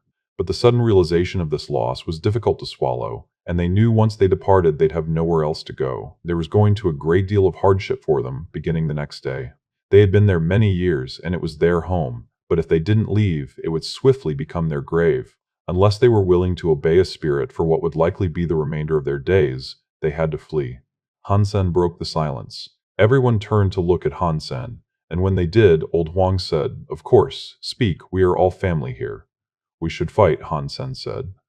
Thank you for watching. Subscribe and enable notifications so you don't miss the next chapter.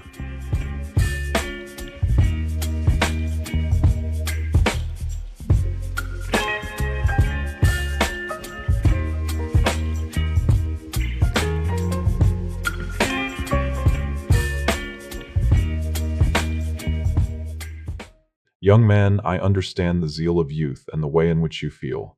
But you must understand, we face the unyielding wrath of a royal spirit. They have at least 15 mutant creatures. Han Sen wished to say something more, but a young person who stood near old Huang suddenly asked, "Are you Han Sen?" "Yes," Han Sen nodded. "The son-in-law of the president. He is a great man." "He is the one who defeated the royal Shura," Little Yu explained. After Little Yu said this, people recalled the name and the deeds he had become known for. Even the elderly of the shelter had heard of Han Sen. "If you choose to flee, then flee. But if you decide to fight, you have my full support. Not only will we defeat those who believe they can trample us underfoot, but we will strike back and claim that northern royal shelter for ourselves," Han Sen proclaimed. "Little Han, we would like to, but we don't have the power. It is a struggle to maintain our current grip on this shelter," Old Huang confessed. "Do you not believe we can stand firm against the assault on this shelter with this?"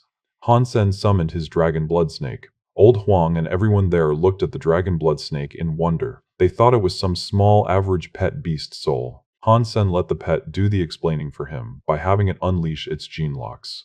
6 gene locks, the best possible mutant pet one can claim. Although the spirit shelter that opposed them had many creatures, it was very unlikely there'd be a creature amongst them with an open gene lock tally anywhere close to the snakes. Mutant creatures could open 6 gene locks at the most, but that did not mean it was achievable for all mutant creatures. And now, it wasn't only old Huang who got excited, as hope of a future in their shelter returned to the crowd. "We're not leaving this place, fuck those spirits." Aside from a few of the elders, everyone who saw the snake had a change of heart. They were keen to vocally express. "I would like to ask you a few questions, Han Sen, and I would like you to answer my questions seriously and truthfully. This is a matter of life and death." "I will gladly answer your questions," Han Sen said in response. "If we succeed, will you remain with us?" Everyone understood what Old Huang was implying. Even if they could withstand the attack, Han Sen's absence after that would mean they'd have no more manpower if something sought to retaliate. They would still be vulnerable. "I will leave," Han Sen answered. Everyone looked disappointed. It felt as if their newfound hope had been dashed across the rocks.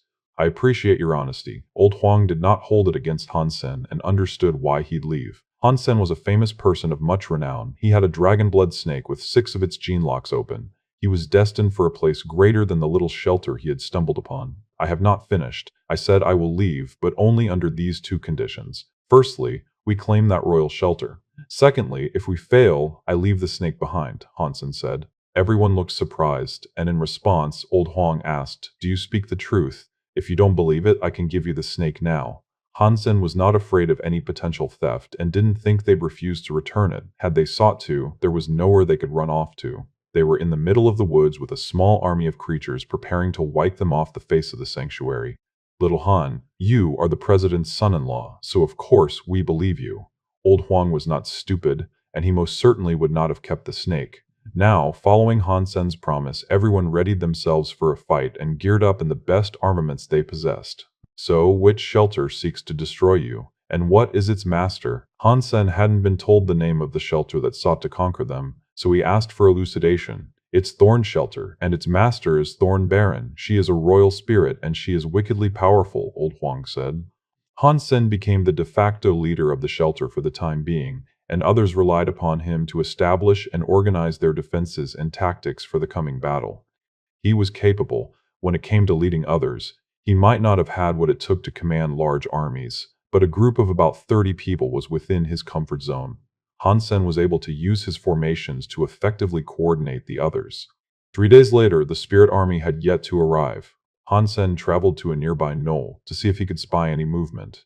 Han Sen's purpose for making this venture to Thorn Shelter was to meet the person who had supposedly risked life and limb in warning the night shelter and its inhabitants of an imminent attack.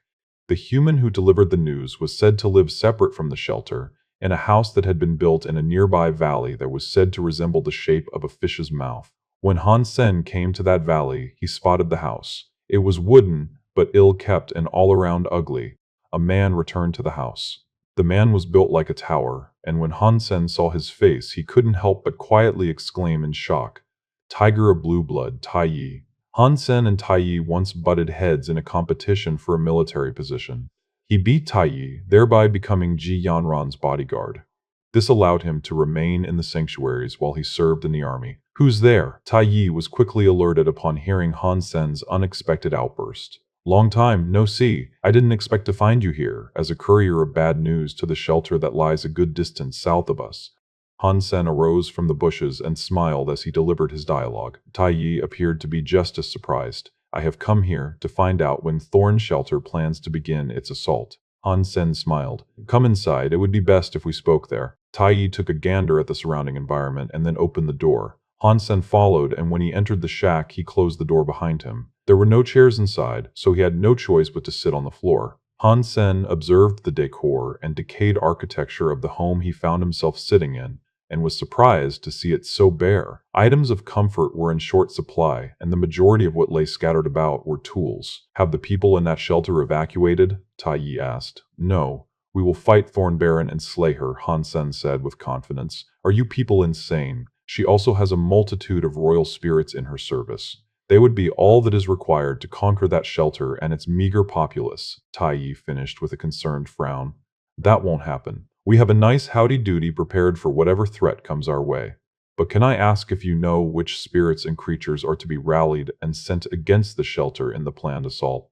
"Unfortunately," Tai Yi shook his head, saying, "I am only here to grow genovines for them, that's all. I was lucky enough to overhear the murmurs that spoke of their planned conquering of that shelter. But I've been here long enough to learn a thing or two about how Thorn Shelter and its occupants operate. If Thorn Baron is going, she'll lead the battle with 8 mutant creatures." "Tell me about the mutant creatures and the royal spirits we might expect to see." After asking a few more questions, Han Sen decided to return to his shelter. Back in the shelter, Han Sen continued to refine and formulate more plans for the upcoming siege. Thorn Shelter was far more powerful than he expected it to be. If Thorn Baron decided to bring 10 mutant class creatures, even with the snake on Han Sen's side, they'd pay a high price in blood to secure the shelter's freedom and future. "I think we should strike first. We can take the fight to them and battle them beyond the immediate borders of home." Han Sen decided to return to the Alliance. Han Sen figured he needed a good bow, one that was good enough to slay mutant creatures. Han Sen received the bow from Annie. The Z-steel arrows that were available for purchase would be ineffective against creatures of the third god's sanctuary, so the best arrow to use would undoubtedly be his flaming arrow. Han Sen brought the bow and arrow with him as he snuck near Thorn Shelter. He wished to find Tai Yi again, but before he could, he saw a group of people approaching him. Han Sen went into hiding and watched the people go by. They were all so strong, it was clear that they hailed from Thorn Shelter. When Han Sen saw the leader of the collective, he was delivered another shock. It was the female spirit he had once encountered in Thorn Forest. "I suppose that rules out my use of the red dagger. If she sees that, she'll recognize me." Han Sen was glad he had decided to bring a bow. The team was massive. A royal-class spirit accompanied Thorn Baron, and 7 mutant-class creatures encircled him. There were 300 primitive creatures in Thorn Baron's company, all in all, and even with the Dragonblood snake on Han Sen's side. If they were to triumph, it would be a hard-fought victory. "It is lucky I came out here to scout. I may have gotten everyone killed had I chosen to remain in the shelter waiting for all this to descend upon them." Han Sen continued observing the creatures. He knew he'd have to start taking them out, thinning the herd before they arrived at the night shelter. Han Sen remained hidden for the time being, clutching the bow he had borrowed from Annie. He summoned his flaming arrow and knocked it on the string. Having prepped himself for dealing with the host of creatures he would engage solo, he pulled the string back. The bow was aimed at the exposed spot of the gold Thunderhawk's chest, and the moment it spread its wings to reveal it clearly, Han Sen loosed the arrow. Without making a sound, the arrow glided towards its target without drawing any attention to its presence. It pierced directly through the hawk's chest, causing it to gush blood in a cascade to the ground below. Everyone and everything that accompanied Thorn Baron saw it happen and were dazed. The Baron herself was shocked, seeing one of her most prized creatures suddenly assassinated.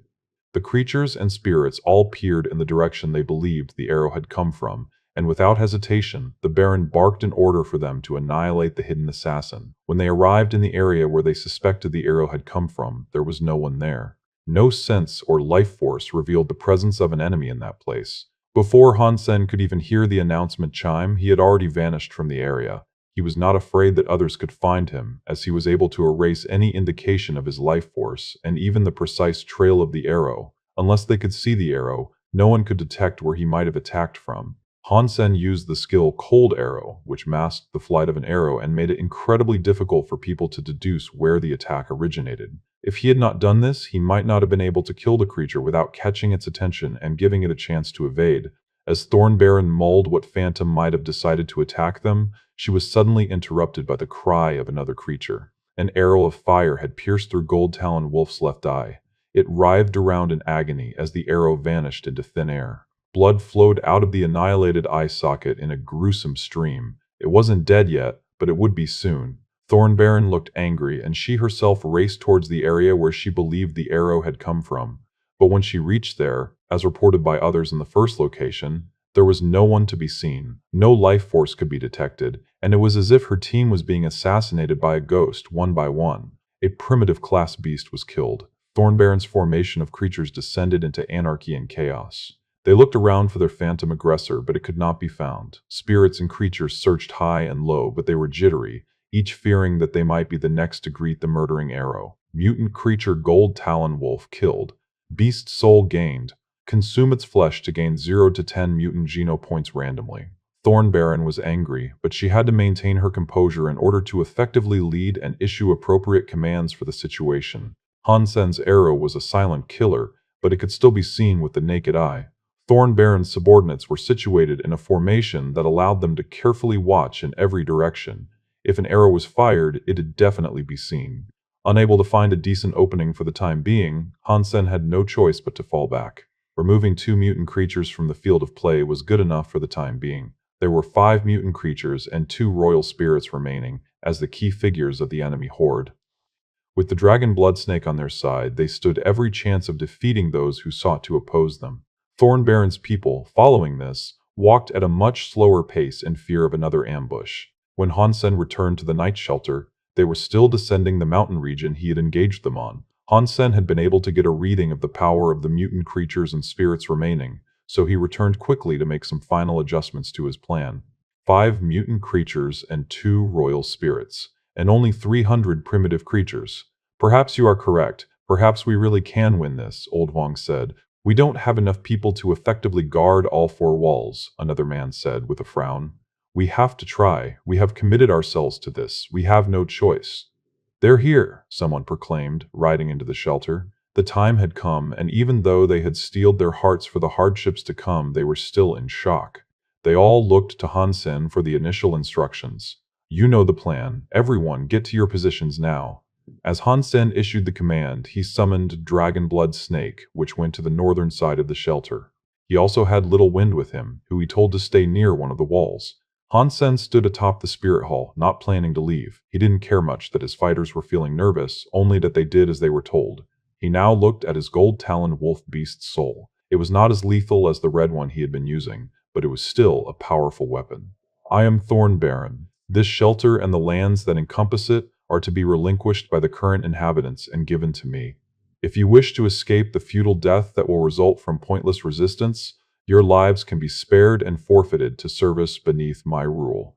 Thornbaron was not in a good mood, and I am just a soldier. If you wish to escape a futile death that will come about from pointless attempts of shelter conquering, your lives can be spared and forfeited to service beneath my rule. I could do with a pretty new maid, a man called Chen Lei spoke aloud in response. The humans around him all burst into laughter, and they did not appear as tense as Thornbaron had expected. Thornbaron's mood went from sour to curdled. Hearing this, she became angrier than ever. Not in the mood to negotiate any further, she commanded her creatures to begin their assault. Han Sen had drafted many different plans, but most of them seemed to be pointless now.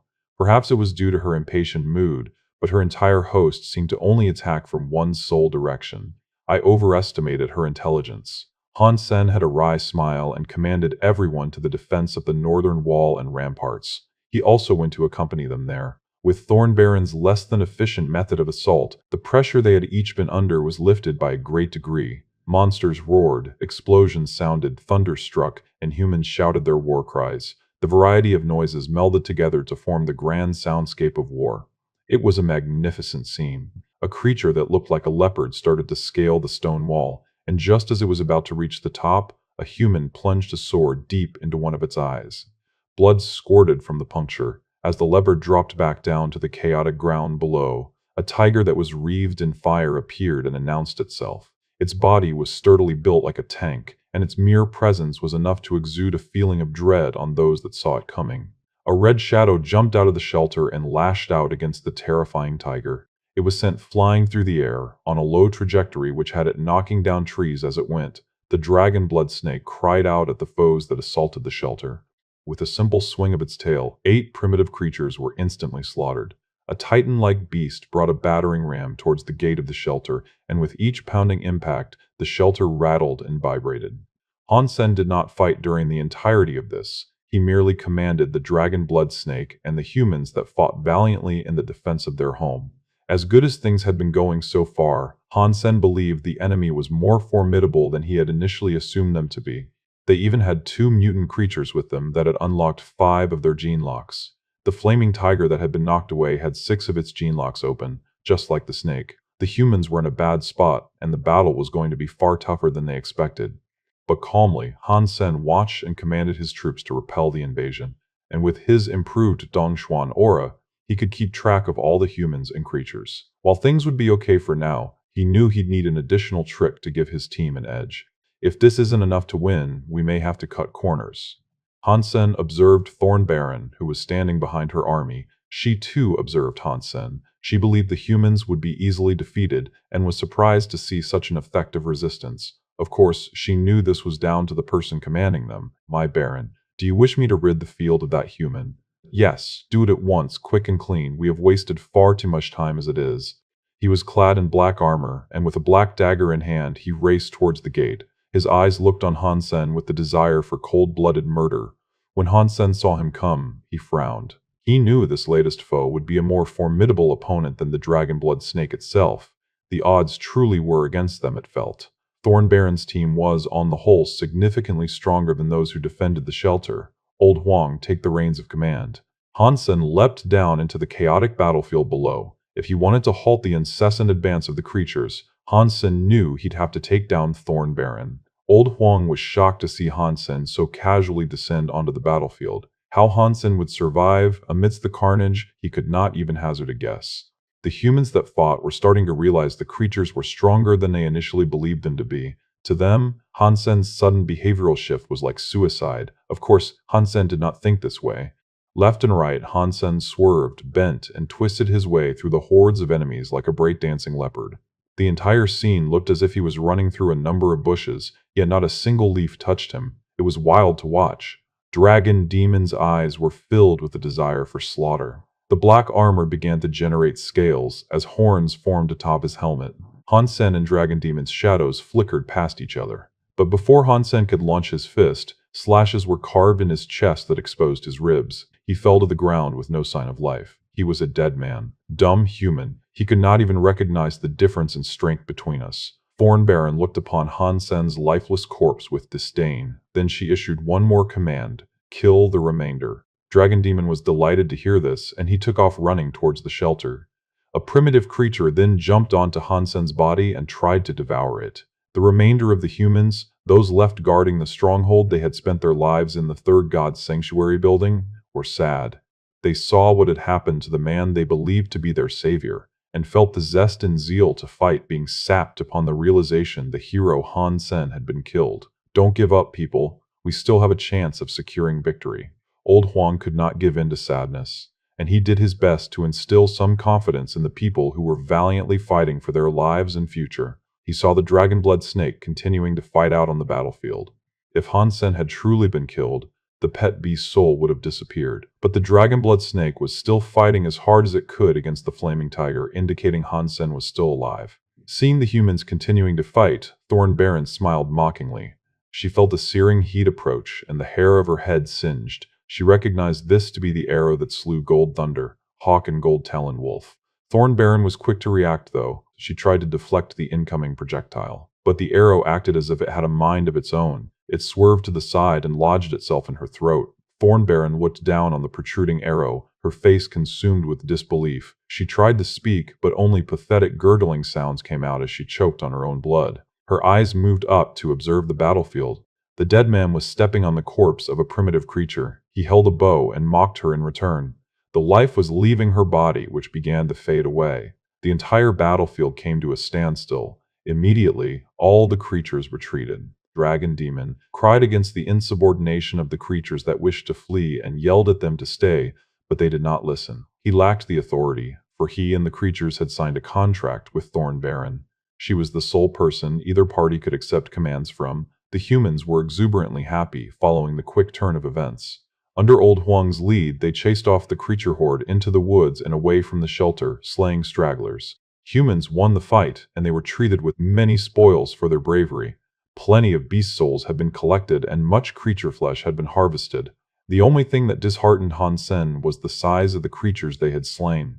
While bringing such foes down was an impressive task, the hulking bodies meant their consumption would be slow, and many mouths would have to work on the same meat. Still, it allowed for a feast in the victory celebrations that were soon to follow. Han Sen summoned Meowth and Disloyal Knight to feed them. The knight, however, didn't even look at the food it was offered.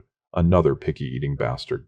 Han Sen unsummoned the knight swiftly after. In the celebration, Han Sen was treated as a hero, and he was almost made drunk. Back in the Alliance, he told her about the battle he had been in. Ji Yanran was happy for him, but she still had to plead that he try to remain as safe as possible. The Third God's Sanctuary was a dangerous place, and she wanted nothing more than for him to be secure.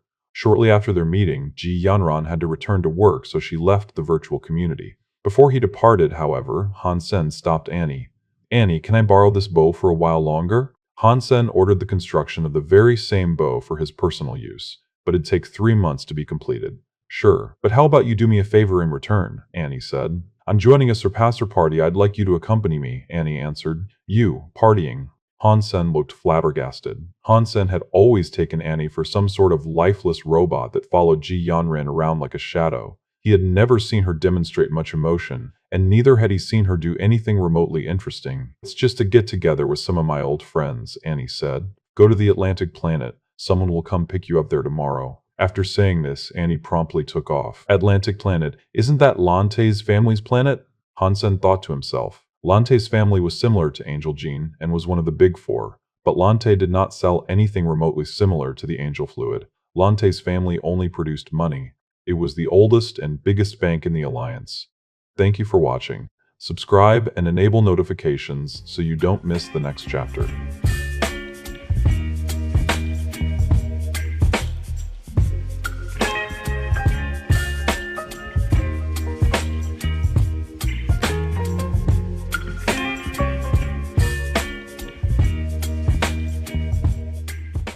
The next day, a spacecraft came to pick up Han Sen. Clearly, but perhaps unexpectedly, Annie had revealed herself to be a bit of a Scrooge. The spacecraft was only a shuttle that was to bring him and Annie to the spaceport so they could charter public transportation and make their own way to Atlantic Planet. "So, why have you asked that I accompany you? Shouldn't I prepare before we get there?" "There is no reason. They know I work for Captain G, but since she's too busy to come, I'm having you take her place. You are, unfortunately, her fiancé after all." "So, I'm only a substitute. I almost feel insulted." Han Sen feigned sadness, but then went on to say, "But what about these friends you say you have? Provided they are genuine human beings, are they people you met in the Third God's Sanctuary?" "No, it was from my time in the Second God's Sanctuary. In the Third God's Sanctuary, I am in a restricted area." A restricted area was a place that was previously owned by humans, but was then taken over by spirits. Humans who teleported away could not return. If they did, they'd either be forced into slavery or killed. That's why she's always around in the Alliance. That's why she can follow Ji Yanran like a puppy, Han Sen thought to himself. Then he said, "What is your shelter called? If there is a chance, I can reclaim it for you. A spirit emperor conquered our shelter, one who went by the simple name of Beast. Well, I may not be strong enough to help you now, but one day I will be, and when that time comes, I'll help you," Han Sen kindly told her. Annie believed he was only saying that to comfort her. Taking down an Emperor-class shelter was an impossible feat, she thought. When they arrived on Atlantic Planet, Lante's people were there waiting. They brought them to the yard. Annie had told Han Sen that she had befriended people in the Second God's Sanctuary, people who were forming an army. She had been positioned vice commander of the forces, while the leader was a man from the Lante family. His name was Lu Meng. When they arrived in the yard, Lu Meng was there to greet them. He looked quite different than Han Sen had imagined he would. He didn't have the signature blue hair and blue eyes of the family. In fact, he looked like any other person in the Alliance. He was fairly handsome, but plain, and much like everyone else in the Alliance, he had black hair and black eyes. "You are Han Sen, I can only assume. Finally, I get to meet the man. Lu Meng was polite, and there seemed to be genuine enthusiasm and passion in his mannerisms of speech. When they entered the lobby, there were many other guests there. All the members of the aforementioned army came forward to greet Annie. Seeing Ji Yanran was not accompanying her, they were disappointed. Fortunately, Han Sen had made a name for himself and they weren't shortchanged. They thought he made for a fine substitute, and due to them being keen on meeting him as well, things weren't too awkward. Have you heard tales of a powerful spirit said to be rising through the ranks? It is said he destroys any spirit he goes up against. Oh, you mean the king? Of course, I've heard of him. I live in a shelter that belongs to Thunderdevil King's father. His son was one hit killed by the king. Oh, that's just what we need. Another wretched looming threat for us humans to worry about. As everyone dined and drank, they somehow ended up discussing the king. Mr. Han, my master wishes to show you his collection. My master tells me the special collection can only be shown to special people. Han Sen followed the housekeeper out into the gardens. The area glistened like polished jade, and it skirted the edges of a lake. In the middle of the lake was a stone pavilion. Lu Meng was sitting there, and he smiled at Han Sen. Mr. Lu, is the collection you wish to show me the fish in the lake? Han Sen approached the stone pavilion, and aside from the active fish below the glass surface of the water, saw nothing else there of note. Lu Meng, in response, said, "The collection I wish for you to see is right before you. You can't be talking about yourself, can you?" Han Sen looked at Lu Meng with wide eyes. With a serious look on his face, Lu Meng answered, "Yes. I have never fought anyone before. I have practiced and done all manners of training, ascended ranks at an alarming pace, but never before have I fought against another human. To me, it is a valuable collection, and I wish to give this to you." With a wry smile, Han Sen said, "I think you have the wrong person. Shouldn't you give this to someone who is more qualified? The moment I saw you fight Yu Keelan, I knew I would have to make you an opponent." Lu Meng looked at Han Sen with much excitement. Han Sen had no idea what to think or feel. He hadn't done anything and had never met Lu Meng before, yet the man wanted to fight him. Lu Meng smiled and drew a short sword. He placed it onto a table and said, "I know I'm putting you in an awkward position, but if you can beat me, this sword is yours. Even if you gave me 1 billion, there is no way I'd beat up a son of the Lante family." Lu Meng slid the short sword across the table closer to Han Sen. "Look at it, would you? This is a weapon that comes from ancient times. Its name is Taya." Han Sen picked up the short sword, and when he felt the power inside it, a chill ran down his spine. Han Sen observed Taya. The blade was shorter than 2 feet, and the metal had a certain reddish hue to it. It almost looked as if it had been crafted from bronze. The sword was created in a country called Chu. Its crafting was the joint operation of 2 expert blacksmiths, and it was a gift for a king. You must think this is some useless sword hailing from a bygone era, but you'd be forgiven for thinking that. Lu Meng knew exactly what Han Sen was thinking. The blacksmithing of ancient times can't hold a candle to what is done today, right? It might look good, but it is undoubtedly weak. Lu Meng did not speak, but instead drew a dagger of his own and attacked Han Sen. He was not expecting Lu Meng to start a fight there, of all places, and being caught off guard, it was too late for Han Sen to dodge. In a flash, he used Taya to block the incoming attack. Something broke, and it was not Taya, it was the Z-Steel dagger. In the past, Taya was once a 5-foot-long greatsword. After it was cut in half, it was refined into the weapon you now hold. The remainder of the blade that was broken is in the possession of the Qin family. They continually try to buy this back, but I reject them each time, Lu Meng said. Han Sen was able to detect the presence of a life force within. This surprised him even more, because it was common knowledge that only beast soul weaponry could possess a life force and be alive. One myth claims this sword was forged from outer world black iron, meaning a chunk of a metallic meteor was obtained by the blacksmiths. Somehow, this ore was smelted and used in the creation of the sword, Lu Meng said. "How did it break?" Han Sen asked. It was incredibly sturdy, and it was hard to fathom how such a powerful weapon was broken in two. You'd have to ask the Qin family about that. They care very much for this sword, so it is likely they are the ones who can answer the questions you have. And so, if we duel, and I win, this sword can be mine. Han Sen was excited by this sword, and he believed it might have been greater than the red dagger. Lu Meng pulled out a contract and said, "If you want assurance, feel free to sign atop the dotted line." "Okay, sure." Han Sen did not want to fight earlier, due to the fact that there was no benefit. With such a precious treasure dangling in front of him, he couldn't resist trying. He knew Lu Meng was a surpasser, but he had no idea what his fitness or gene lock level was. Han Sen followed Lu Meng, and along the way they bumped into Annie. Where are you two going? Annie asked. Lu Meng wants to fight me, so I am going to the training room, Han Sen explained. Lu Meng, do not play with him. I promised Lady Ji I would bring him back safely, Annie said. But then, Lu Meng showed her the signed contract and said, we aren't playing, look. We've signed a contract and everything. Lu Meng then went on to say, Han Sen, I'll wait for you in the room just up ahead. You talk to her first. Annie, with apparent concern, hastily asked, why would you agree to such a foolish thing? Didn't I tell you he is the only heir of this family? Han Sen smiled and said, we're only having a friendly bout. Don't worry, I won't hurt him too much. Annie said, hurt him? Do you have any idea who you're up against? Do you have any idea what his title is? I don't know. I've never met the chap before. Han Sen shrugged his shoulders. Annie sighed and slowly pronounced his title. He is the son of all gods. He has never killed a creature. Due to many demigods accompanying him, that may be true, but they are the ones who train him. Don't be so foolish as to think he won't know how to fight. Many demigods frequently speak highly of his talents. They say he's even better than Lin Feng. Ji Yunran's great-grandfather has even spent some time training him too. He sounds pretty powerful. Han Sen smiled. Annie then said, he is powerful. My strongest skill has unlocked its third gene lock. If you haven't reached that level yet, then I can only open one gene lock to match a similar strength to your own, Lu Meng said. No, do your best. Otherwise, what is the point in winning? Good. In that case, use any weapon you fancy.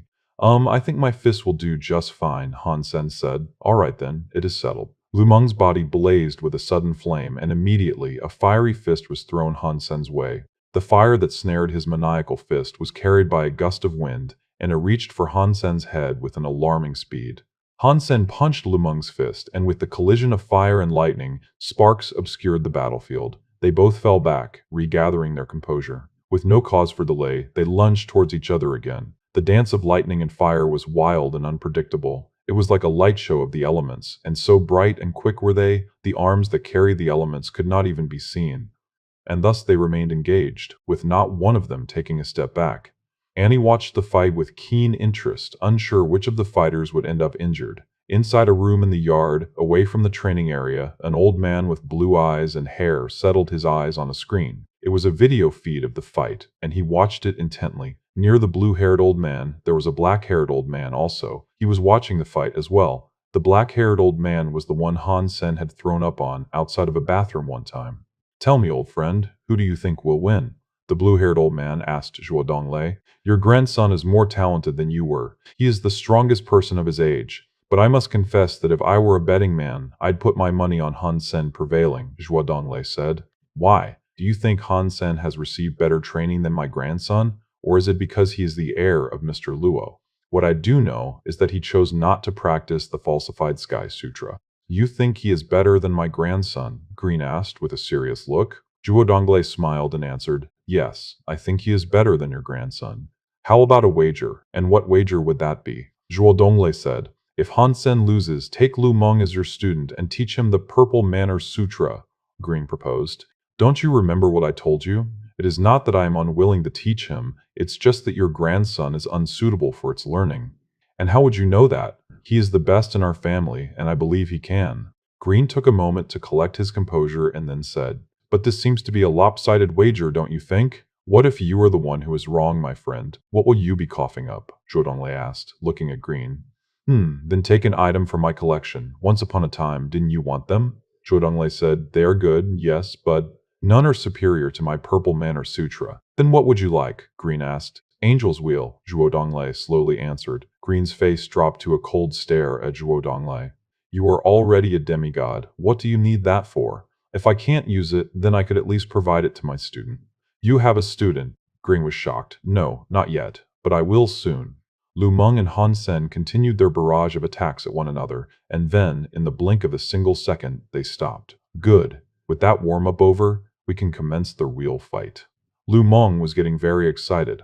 All that had transpired thus far was a test, and now he acknowledged Han Sen's power was not too far off his own. Han Sen knew Lu Meng was not an easy person to deal with, so he didn't treat his opponent lightly. The man's skills and reaction times were faster than his own, and Han Sen knew this. Lu Meng's fire went out, but that only made him look scarier. An eye opened in his forehead. The eye was pitch black, like a demon's. Lu Meng himself, down on the battleground, was very excited. His third eye, the black one, had a white pupil. It exuded a certain mystic quality. Annie, still on the sidelines, was getting very nervous. She was beginning to acknowledge that this was no longer a traditional practice session. If either one of them was hurt, there'd be much trouble.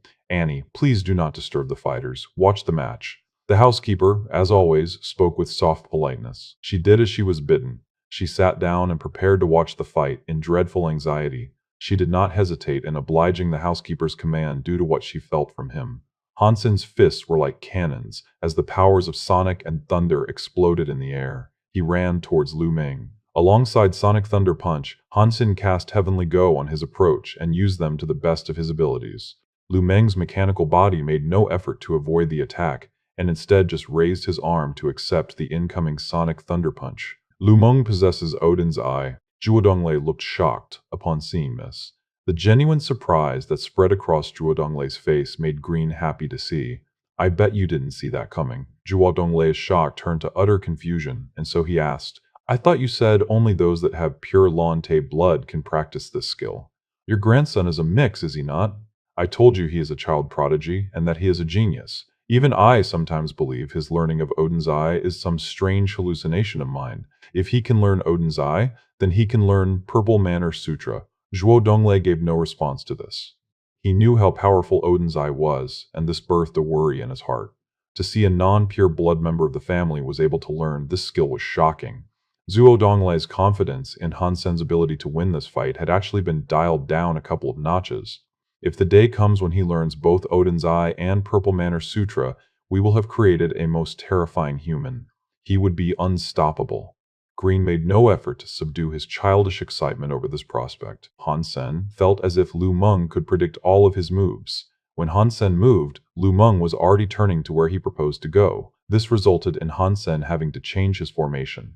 But no matter what he tried, whenever Han Sen sought to attack Lu Meng, his hits were deflected. The formidability of his opponent surprised him a good deal. Does Lu Meng know Heavenly Go too?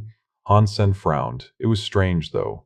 While the traits were there, it didn't quite look like Heavenly Go. Lu Meng's performance was almost as if he was cheating, and there were flickers of the falsified Sky Sutra in his moveset, or so it seemed. Lu Meng acted as if he was omnipotent, as if he could predict or see the outcome of a person's destiny when they committed to a choice in battle. If needed, he could change his own course in a flash. The attacks came quickly, as wind, fire, and thunder burst out of Lu Meng. He was like a machine, and every part of Lu Meng's body possessed the capacity to murder. He was able to utilize every ounce of strength effectively, and coordinate every part and component of his body with incredible precision. Everything about his performance was amazing. It was almost as if he'd transcended the capabilities of a human and operated with the perfection only achievable by a machine. Annie stood up. She had known Lu Meng for the past few years in the army, but she had never seen him strike before. With the kicks and punches that were thrown and the constant collision of elements, the training room was filled with the raucous noise of battle. It was so loud, it felt as if the very atmosphere was getting hammered to the breaking point. But Green frowned. He noticed that when Lu Meng attacked, Han Sen managed to guard effectively. Lu Meng had been unable to penetrate his defense. Odin's Eye could expose a target's weakest point, and it was not like the falsified Sky Sutra. Han Sen had his own method of evaluating his opponents, though, through his Dongshuan Sutra. He used it to trace his foes' attacks and effectively block each one. Fighting Lu Meng was not easy. He was around the same level as Han Sen, and he was exceptionally talented. Since he was unable to break through Lu Meng's defense, Han Sen knew victory would not come easy when it was his turn to attack. Despite the underlying complexities of each fighter, the fight was simple to watch. When one attacked, the other blocked with absolute perfection and vice versa.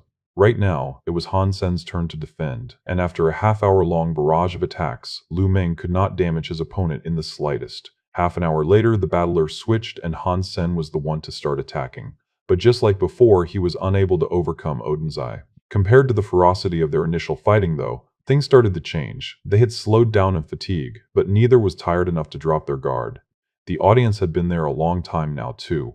Their excitement had long since depleted, and a few people had even gone to sleep. After 5 hours of battling, there had been no progress. Annie's butt had gotten numb. I have already prepared rooms for the guests. Come with me, the housekeeper announced. Oh, thank heavens. People had grown tired of watching them fight.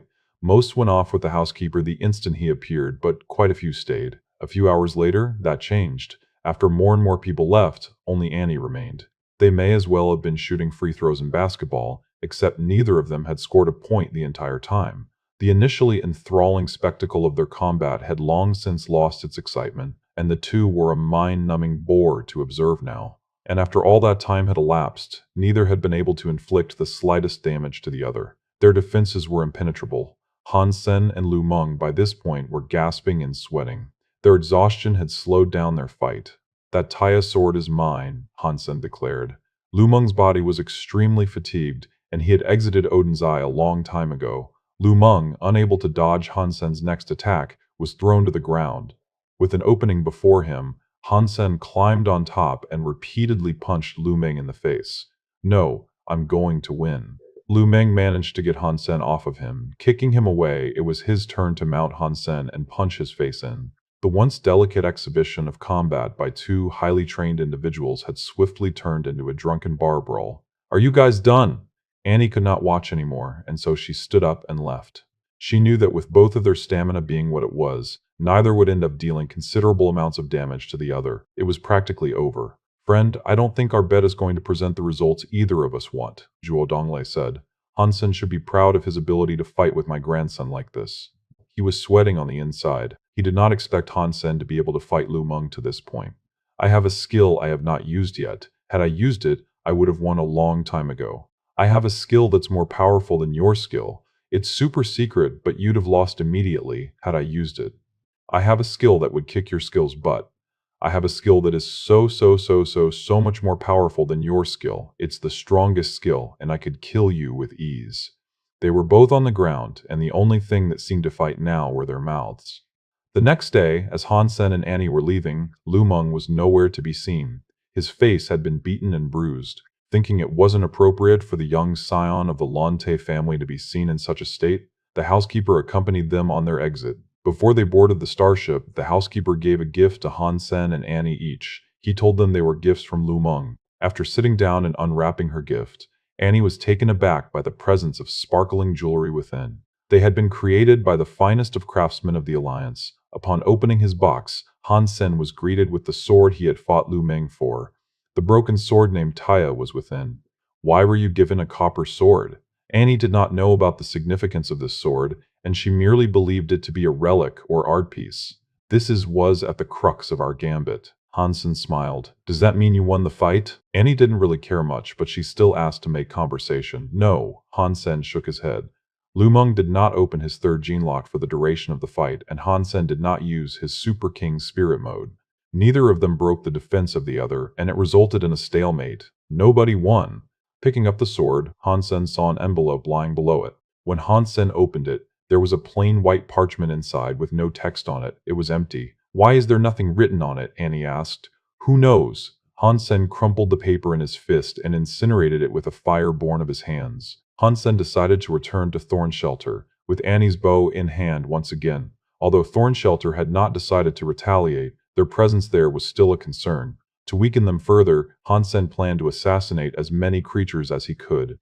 Heading through the forest, Han Sen wanted to pay Tai Yi a visit first. He wanted to learn more about Thorn Shelter. Before he reached Fish Valley, he saw the bodies of many creatures strewn about, and many more creatures locked in combat with one another. What the hell happened here? Han Sen quickly hid his presence and snuck closer to get a look at what was going on. A golden bird flew across the battlefield, unleashing a barrage of wind blades to slay many of the creatures down below. Han Sen saw Tai Yi fighting a creature, and he was heavily injured. Making use of Taya, Han Sen sprung forward to sever the head of a primitive creature from its body. "Tai Yi, what happened here?" "The Holy Flame King lost the war. Thunder King took Nine Wish Mountain. Thunder King's son, Thunder Devil King, is coming. Thorn Shelter is done for," Tai Yi painfully explained. "Thunder Devil King." Han Sen had once killed him in the spirit base. Much to the spirit's embarrassment, he found it difficult to believe that same spirit was now trying to conquer this area. "I signed a contract with the Baron. I can't leave, even if it results in my death on this battlefield. King has lost the war, and Nine Wish Mountain is mine. Give me your spirit stone, and I will allow you to live under my command," Thunder Devil King said. "No thanks, Thorn Baron," coldly responded. Thunder Devil King laughed and proclaimed, "He has many wives, and you are just one name on that list. I am the son of an emperor. Become one of my wives." Thorn Baron immediately pulled out a crystal bottle. It contained a water-like substance, which she promptly threw on the floor. Immediately, purple vines sprouted and wreathed their way across the entire ground of the spirit hall. The vines were like snakes, rising up to lash out and attack Thunder Devil King and his followers. Han Sen was shocked to see the sacred blood creatures that belonged to Thunder Devil King being injured by the vines, whereas those below sacred blood class were instantly slain. What is that bottle? It's so powerful. Han Sen had seen those vines before, but it was clear to him that the bottle he was seeing now had amplified the strength of them. Flame King loved you greatly to provide you with that bottle. Thorn Baron held the bottle like an orchestration baton. She conducted her vines, raising them up to attack Thunder Devil King with greater ferocity.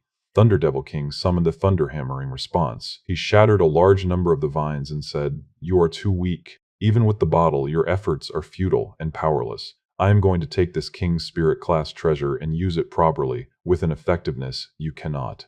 Thorn Baron started to look hopeless. She really was too weak to use the holy bottle effectively, as it did nothing to halt the aggressive progress of the enemy.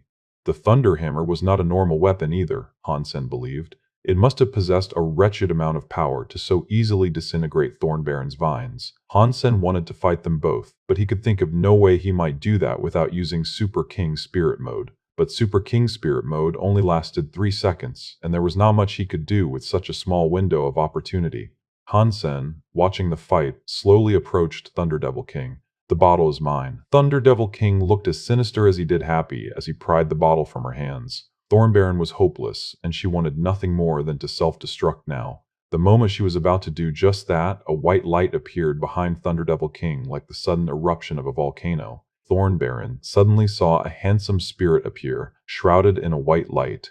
As her pupils shrank, her mouth widened in joy. Thunder Devil King wished to turn around and hammer the bright shadow that had appeared behind him, but it was too late. The scary white light fist flew towards the back of his head. In a split second, the head was nothing but a crushed melon. His face had been completely disfigured, and he hadn't even gotten the chance to fight back. Thorn Baron happily exclaimed. In her eyes, Han Sen was the greatest, most powerful king spirit ever known. She had no idea that it was a human behind the mask.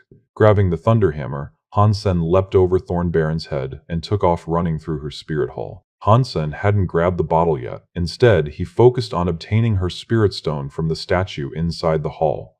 "I, Thorn, am willing to submit and offer absolute loyalty to a new master. I can become the most faithful of servants." Thorn knelt in front of Han Sen without reluctance, but as she combined with the spirit stone, she realized something. She wasn't kneeling before her most admired idol, the most powerful spirit of his class, the king. This was a human, and it wasn't just any human. It was the human she hated the most. The king is a human, Thorn thought in utter disbelief, but the process of becoming his subordinate had already started. She transformed into a rose and disappeared into Han Sen's Sea of Soul. Han Sen picked up the holy bottle and thought to himself, "Perfect." Han Sen raced back out of the shelter and down to where he had left Tai Yi. Although Thunder Devil King had been killed and the creatures had fallen back, it would only be a matter of time before he returned. And when he did return, he'd most likely come back with a greater host of creatures. For now, Han Sen had to use the time he had to run. Tai Yi looked overjoyed, likely because his contract with Thorn Baron had been revoked. Han Sen, leading the injured Tai Yi, brought him to the human shelter. Han Sen told Old Huang what had occurred, and everyone's worries over the shelter's safety returned. The shelter was again unsafe. "I have a shelter where everyone can stay," Han Sen said. "You have a shelter." Everyone looked at Han Sen in disbelief. "I can take you all there, but it is my shelter. That also means I call the shots. If you guys can accept that, you're welcome to stay there," Han Sen said. Before long, they departed their home. When they arrived at the underground shelter, everyone was shocked. Inside the underground shelter's palace, Han Sen sat upon a stone chair. Thorn Baron sat opposite him. She stared at him with a complicated expression. "Are you done staring?" Han Sen asked. Thorn Baron looked at Han Sen and mumbled, "You are the king." Thorn Baron could not believe it, and she thought the entire concept was ridiculous. "How can the king be a human? How can he be you?" Thorn Baron's tone of voice was low with sorrow, and she looked utterly disheartened. "The bottom line is that I am your master now." Han Sen brought out the holy bottle and continued, "Tell me, how do I use this thing?" Han Sen had been unable to figure out how to use the holy bottle, so it was fortunate she was there. "Why would I tell you that? You will tell me so you can avoid being forced to do things for me like some thrall." Han Sen smiled. "If I tell you, will you free me from your service?" "No. You know my secret, so for the time being, you are stuck with me. Telling me what I wish to know, though, will give you some modicum of freedom. I won't force you to do anything you don't wish to do. Han Sen maintained his smile. It can only be used by a spirit. It is a spirit gear, Thornbaron reluctantly explained. Han Sen turned into a Super King spirit and placed his white light inside the bottle. Thornbaron saw Han Sen transform into her much fantasized about king. She could not help but stare at the attractive face, that indeed looked like the most handsome male spirit one could ever expect to see. She had never before felt so conflicted. Are you a human or a spirit? Thornbaron asked. Han Sen did not answer because his time had run out. Water had manifested inside the bottle under the influence of his white light, but upon his return to a human figure, that water vanished. It really is only available for the use of a spirit. Creating water is too slow for the current duration of my Super King spirit form, Han Sen thought to himself. You are Flaming King's wife. Han Sen was surprised to hear that a king spirit had married a royal spirit. Thornbaron was pretty, but spirits were attracted to power more than anything. It was hard to imagine that any king spirit would fancy her. No, Thornbaron said. Although she knew the king was actually a human, she still did not want him to misunderstand. If you are not his wife, then why would he give you this bottle? Han Sen asked. Thornbaron nibbled her lips and said, I'm actually his daughter. Han Sen was now looking at her in disbelief. After all, how could a king spirit give birth to a royal-class daughter? My mother was a royal spirit, so I was unable to receive his power and title. Flaming King gave me this bottle, but that was all. He would never allow me to be by his side, and he never once let me come close, Thornbaron coldly explained. That's a sad story. Han Sen could relate to what she was saying, somewhat. Spirits adored the strong. It made sense why a king spirit would not accept a royal-class daughter. Had he accepted her, other spirits would consider him a joke. If you stick with me faithfully, maybe I can help you become a king spirit someday, Han Sen said, then returned her to the Sea of Soul. She knew his secret, so Han Sen wasn't willing to let her frolic about as she pleased, like Moment Queen. Han Sen then suddenly felt his body move. Han Sen touched his pocket and noticed that the bottle he had placed inside had disappeared. The gourd that was also inside that pocket was vibrating. Han Sen took out the gourd and placed it in his hand. It was previously gold, but now it was dim and dirty looking. Cracks had manifested across its surface, giving it the appearance of dried, distressed mud. Its heartbeat, however, was growing stronger and stronger.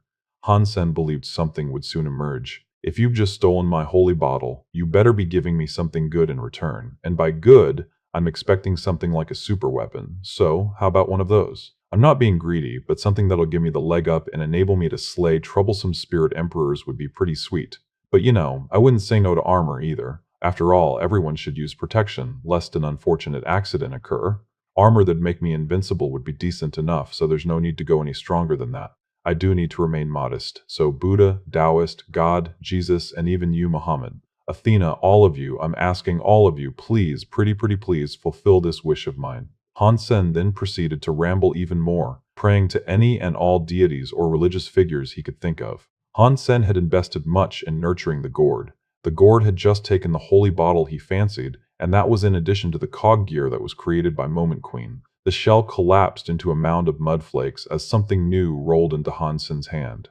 Examining it, Han Sen was in disbelief. It was a thumb-sized female doll. Its eyes were big and black, the same color as the doll's hair. It was a chubby little thing, but most curious of all was what the doll was holding. The doll was holding another gourd. As Han Sen stood there, frozen and unsure of what to think, the doll started to grow. It expanded to the size of an ordinary baby. It was alive. The chubby hand of the doll grabbed Han Sen's arm, and with its cheeks the baby rubbed her face against Han Sen's. Then she said, Daddy, Daddy!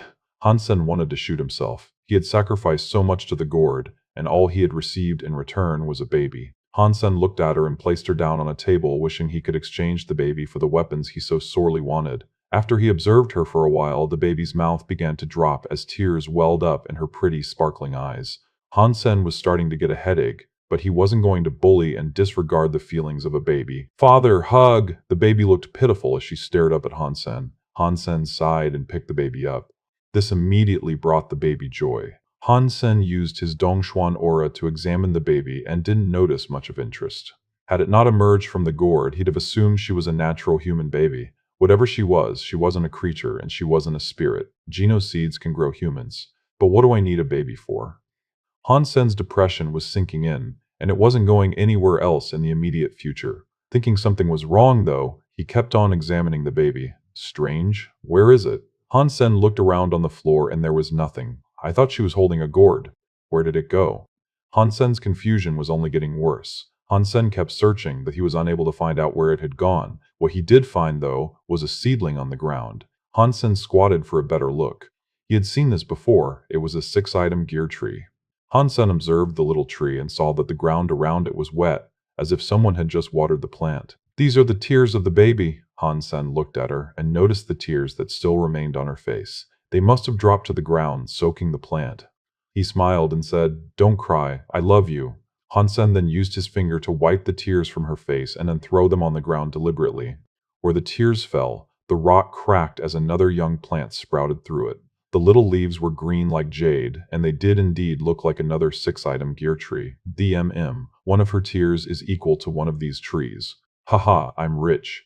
Han Sen almost jumped in joy. He gave her a kiss on the cheek and then said, "My good little daughter." But still, despite that revelation, Han Sen was unable to find the gourd she had been holding when she first appeared.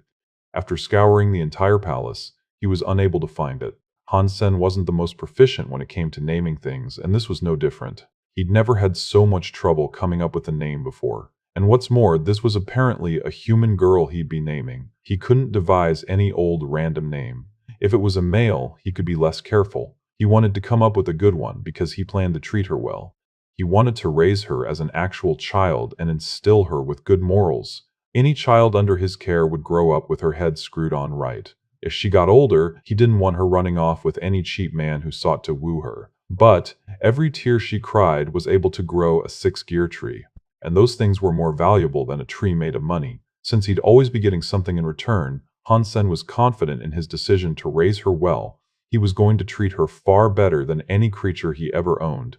After another half-day's thought, he was unable to devise the right name for her. "I'll just call you Bauer," Han Sen told her, putting the baby on the bed. Then he stood up, deciding to go to the Alliance so he could buy her some clothes. After going through the teleporter, though, he heard the baby cry out, "Daddy! Daddy! What? How did you get here?" Han Sen was shocked. He'd never before seen something non-human that could make use of teleporters. Bauer was like a human, freely able to enter and exit the sanctuary. Fortunately, Han Sen teleported to his home in the Alliance. It would only freak out the masses, were they to see or learn about a baby that had teleported in from the sanctuary. Although Bauer looked like a human, her behavior was a little different. She didn't poop or pee everywhere like human babies did, and she didn't cry easily. Aside from the 2 tears she had cried on their first encounter, Han Sen hadn't seen her release a single tear. Of course, that was also partially due to Han Sen's good behavior with her. And for now, the 2 6-gear trees were enough. Han Sen tasked Zero with looking after his trees and the baby. In his absence, he gave her a number of water drops to apply each day. Fortunately, Bauer did not make a fuss and was more than willing to remain in the shelter. His aim right now was to pillage Thorn Shelter's botanical garden. The entire garden was packed with good stuff. "Thorn, you said you could sneak in there. How?" Han Sen asked after summoning Thorn Baron and gesturing towards the garden. "Getting in should be easy. There is an old tree close to the east side of the garden that is hollow on the inside. It has many roots all around it. If you drill your way through below it, you can enter the garden without sounding any alarms." Despite being unaware of Han Sen's trick for growing plants, Thorn Baron still led the way. Before long, they came to the tree she had spoken about. As she had described, there were many thick roots protruding from the earth. After digging downwards, he soon came to a spacious pocket beneath the roots. After entering, he traveled a short distance to enter the garden. Without much effort, they had infiltrated the area without triggering any sort of alarm. Han Sen was delighted, seeing all the plants there that were ripe for the taking. He grabbed a nearby sword vine and sucked it dry. Suck it, suck it, suck it. Han Sen drained as many plants as he could and obtained over 1,000 drops of his most cherished liquid in no time at all. Thorn Baron had no idea how Han Sen was able to suck the plants dry, but she thought it was quite concerning, watching him ruin the garden in such a manner. After sucking half of the garden's plants dry, Han Sen had obtained 10,000 water drops. "Wait." Thorn Baron stopped Han Sen just as he was tugging on another plant. "What is it?" Han Sen heeded her, stopping for a second. "I didn't grow these ones." Thorn Baron examined the plants Han Sen was about to destroy. "Should that bother me, let me continue absorbing." All Han Sen wanted was water drops. He didn't really care who had grown the plants. "No, wait, hang on. This does not seem normal," Thorn Baron warned. "This must be a sacred blood class, purple butterfly orchid. It is likely Thunderdevil King claimed the garden and sought to plant his own botanical items here. This is not brand new, so it is likely it was transplanted here from someplace else of his. I'd say it is only 2 weeks away from maturing, actually, Thornbaron explained. Ooh, I should definitely drain it then. Han Sen then asked Thornbaron, but is there anything special I should know about it? If humans eat this plant, it will increase their sacred blood geno points. If a spirit below royal class consumes it, it can increase the spirit's self-geno points. There are 7 flowers here, so you can increase 7 points. These things are that effective. Following that, he grabbed his red dagger and started digging around the orchid. When he was done, he picked the entire collection up. Thornbaron frowned and said, "This plant seems to have been damaged when it was transplanted here. How are you going to keep it alive by digging it up again?" When Thornbaron saw how rudely Han Sen was treating the flowers, she almost felt insulted. She didn't believe the plant would live following the mistreatment. Thornbaron's face changed and she said, "This is a flying mushroom. This is a super geno plant. If a royal spirit eats it, they can become a king spirit," Thornbaron said excitedly. Really? Han Sen was delighted, so he quickly dug up the mushroom. He was so quick, Thornbaron was unable to stop him. But if he didn't take it now, others would eventually come for it. Han Sen gave a water drop to the mushroom before packing it away. After that last item, the garden had been stripped. It was entirely empty. It looked like a remnant of some decayed land. Aside from the flying mushroom and 4 sacred geno plants, the rest had been absorbed by Han Sen. He had netted 20,000 water drops. I'd love to see the look on Thunderdevil King's face tomorrow. When he goes for his next garden stroll, Han Sen laughed to himself and disappeared into the moonlit mountainsides. The next day, Thunderdevil King's rage reached new heights. It was likely the entirety of Thorn Forest could hear his furious screams.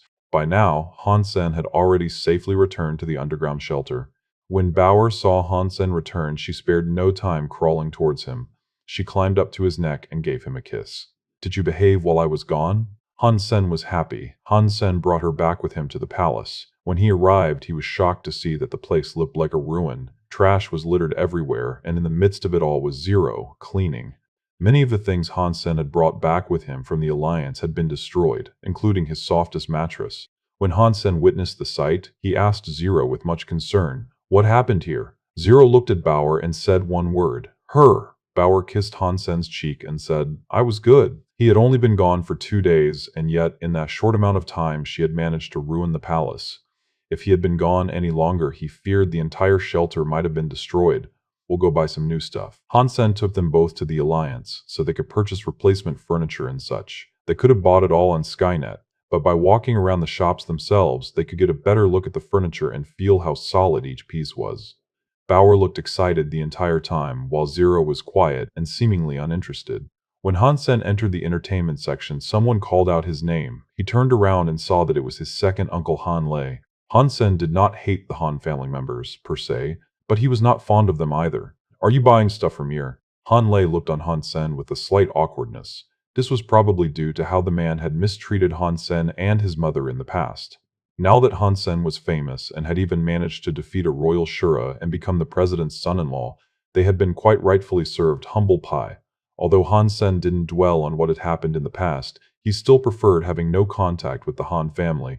Han Lei said, "My brother left something in the company. If you want, I can give it to you." "What is it?" Han Sen asked. "Just some private belongings he left behind. Some clothing and communicators, things like that," Han Lei said. "I'll claim them when you are free next." Han Sen could not be bothered asking why they had not mentioned this before, but the less talk, the better. "You should come over and take them," Han Lei smiled. Han Sen returned from Han Lei's house with a box of items. While Han Sen was there, his uncle repeatedly mentioned his debts. Han Sen eventually gave him some money. This was not him being nice, though. He wondered if there was something more of his father's that might have been hidden from him. Perhaps the gift of money would prompt his uncle to give it to him. Back in his home, Han Sen started to dig through the wares. After rummaging through the items, Han Sen ultimately came to the conclusion that there was nothing all that special. The datapad was 40 years old too, so that had almost zero monetary value at this point. But that wasn't where its worth would lie. The datapad was the only thing that might harbor the sort of information he was looking for. Unfortunately, it was password protected. Han Sen decided to give Li Xinglun a call, as he was the sort of fellow who could crack open encrypted computers and hack into all sorts of things. "I'll be done in 10 seconds, Li Xinglun said. Li Xinglun established a connection between the datapad and his PC remotely through Skynet, and almost immediately it was unlocked. 3 seconds later, though, the datapad exploded. Holy shat! It's fine. It wasn't worth anything anyway. Someone must have custom-rigged a self-destruct system inside it. Unlocking it caused the thing to blow up. I'm so sorry about this. The chip is not completely destroyed, though. Perhaps it would be possible for me to extract some data. Li Xinglun really wanted to help Han Sen, and he continued, "Don't go anywhere, I'm coming to see you. Maybe I can recover something." 2 days later, Li Xinglun arrived at planet Roka. He took out the chip and got to work. Eventually, Li Xinglun really did find something. Of course, because it was damaged, the information was not complete. But still, there was one sentence of text that really made Han Sen frown. Entering ancient hall, practice blood, sutra. There were many words missing from the text, but this sentence was the easiest one to read. If I want to enter the ancient hall, do I need to practice blood pulse sutra? Han Sen did not know why his father had left behind this datapad, but obviously someone did not want Han Sen or anyone else finding out what was inside it. The king, my eyes can greet your splendor once again. Han Sen suddenly saw a huge spirit bowing before him. It is you, Flaming Giant. Flaming Giant was the first spirit Han Sen ever encountered, back in the first spirit base. My king, on the floating islands, Space Splitter King has proclaimed you are nothing but a wimp. He said he can instant kill you and he wants you to go and fight him. Flaming Giant was a hulking beast of the spirit, but he was as nosy and gossipy as an old woman. Han Sen asked, what element does he align with? I have heard he possesses the powers of space, and with it he can tear through the fabric of our dimension. He has beaten everyone that is around the same level as himself, Flaming Giant explained. Well, when I reach the third spirit base, I'll be sure to deal with him, Han Sen said. Han Sen really wanted to kill Space Splitter King for the geno points he could provide, but outside of the spirit base, he had no idea where that spirit might be found. He wished to extract more information from Flaming Giant, but he was startled by Zero.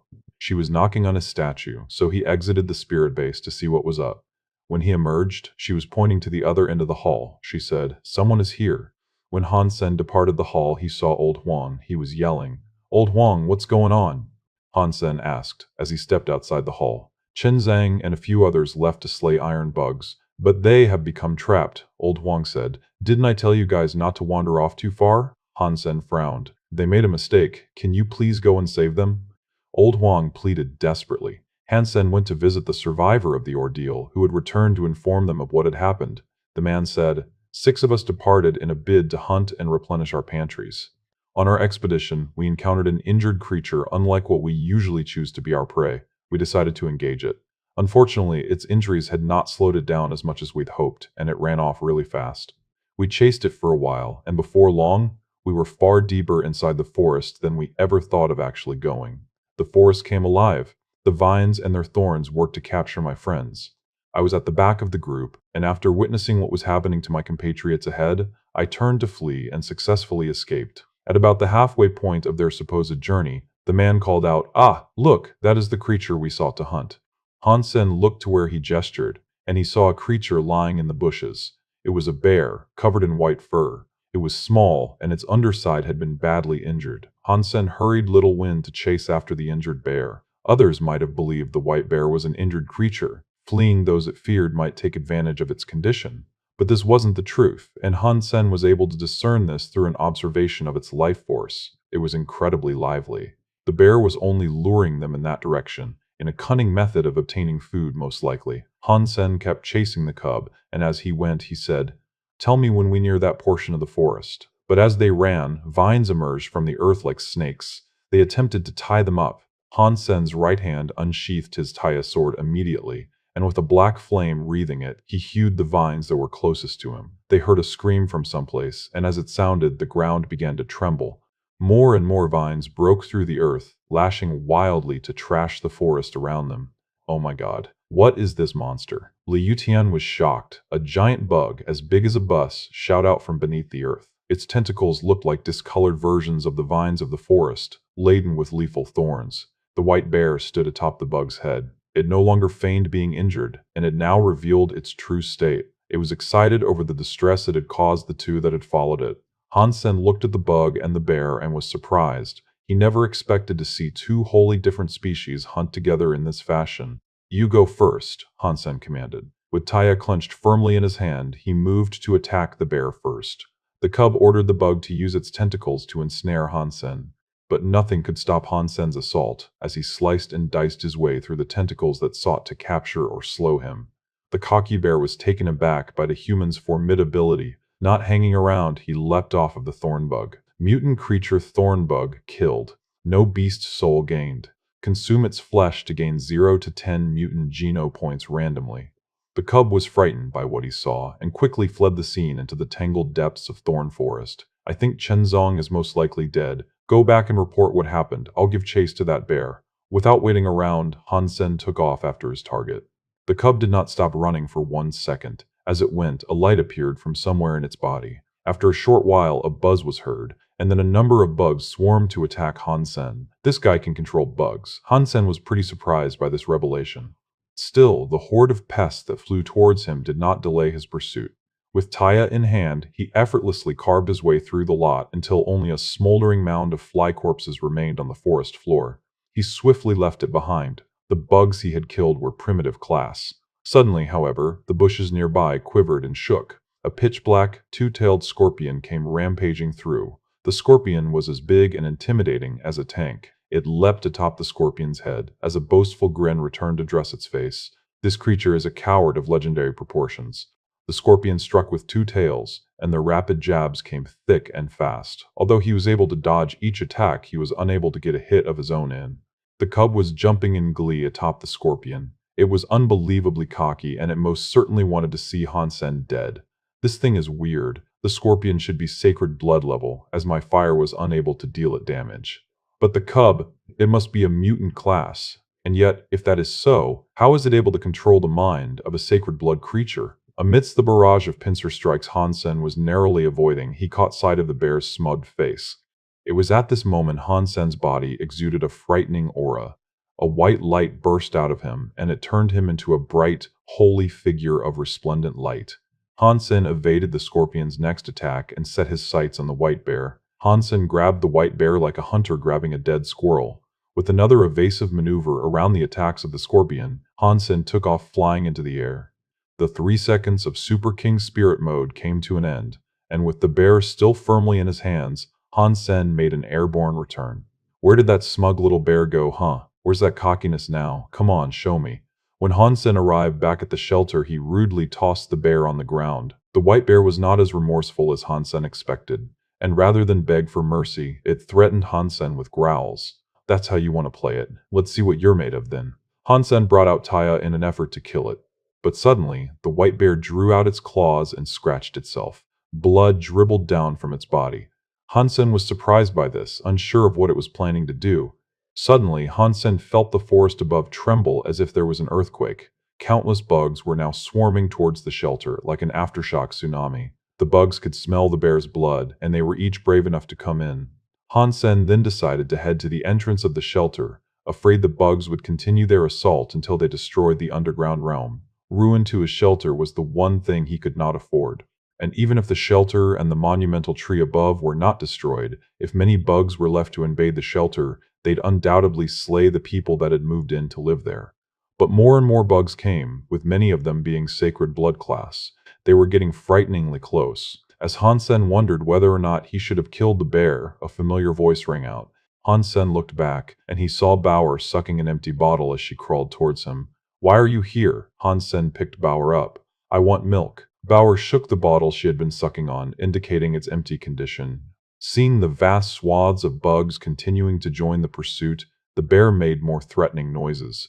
Bauer had gotten annoyed, and so she kicked the bear in its face. The power in that kick was a struggle to believe, as blood suddenly spewed out from the bear's face. The head structure was disfigured and crooked, and the teeth were knocked out. They scattered across the forest floor like loose change. Bauer was furious. The insects were keeping her from receiving milk, and this displeased her a great amount. Then, she pulled out a small gourd and shouted at the bugs that cloaked the surroundings in their ravenous numbers. Han Sen was frozen at the sight, watching the dark, swirling vortex suck in all the bugs like a hyperdrive dehumidifier. The gourd was small enough to fit neatly inside Bauer's hands. As a result, the gourd was far smaller than the bugs, and yet it effortlessly vacuumed in each and every one of the creatures. Soon after, the bugs were all gone, and an unnerving silence returned to the tangled woodland. And then, just as quickly as it first appeared, the gourd disappeared. Bauer, empty bottle in hand, said, "I want milk." "Okay, I'll get you the best organic milk I can find," Han Sen said, smiling. With Bauer there, no one could dare mess with him. After bringing Bauer back to the shelter, Han Sen filled up her bottle with milk, and calmly she suckled its rubber end in delight. "Bauer, where's your gourd?" Han Sen asked. Bauer looked at Han Sen with moderate confusion. "You know, the gourd that absorbed all those bugs." When she still didn't seem to understand, Han Sen presented her with a drawing of a gourd. Bauer, now understanding, said, "It's mine." Han Sen quickly replied, "Oh, I know that. Don't worry, Daddy knows it's yours. But I'm just wondering, can Daddy borrow it for a time?" "Okay, I can give it to Daddy." Bauer clapped her hands and the gourd appeared before her. "How can I make it absorb stuff, just like you do?" Bauer looked confused, not sure what Han Sen was suggesting. Han Sen tried to explain it in greater detail, but she was evidently too young to understand. "Can we release the bugs that are inside, maybe?" Han Sen had an idea regarding the bugs that had been sucked inside. There were a few sacred blood class creatures inside, so releasing them one by one could let him obtain quite a few sacred blood geno points. But unfortunately, Bauer could not understand this suggestion either. Han Sen watched the bear and allowed it to remain near Bauer's side. Over time, he'd occasionally hear the bear scream in agony, following a loud thud. The people in the east would always hear these screams, and they started murmuring amongst themselves about what it could have been. Many were in the belief that Han Sen had a secret hobby of torturing animals. By the end of each day, the bear was injured and could hardly even move. It thought it could rest, but such wishes were flickers of its naivety. At night, Han Sen used his holy light to heal the creature, and the day after, it'd be sent right back to Bauer for play. The bear needed to allow Bauer to bully it, for that was the only way to keep her happy. And every now and again, Han Sen would come to draw its blood. It felt as if it had been robbed of its bare necessities, and its life as a free bear was over. Thank you for watching. Subscribe and enable notifications so you don't miss the next chapter.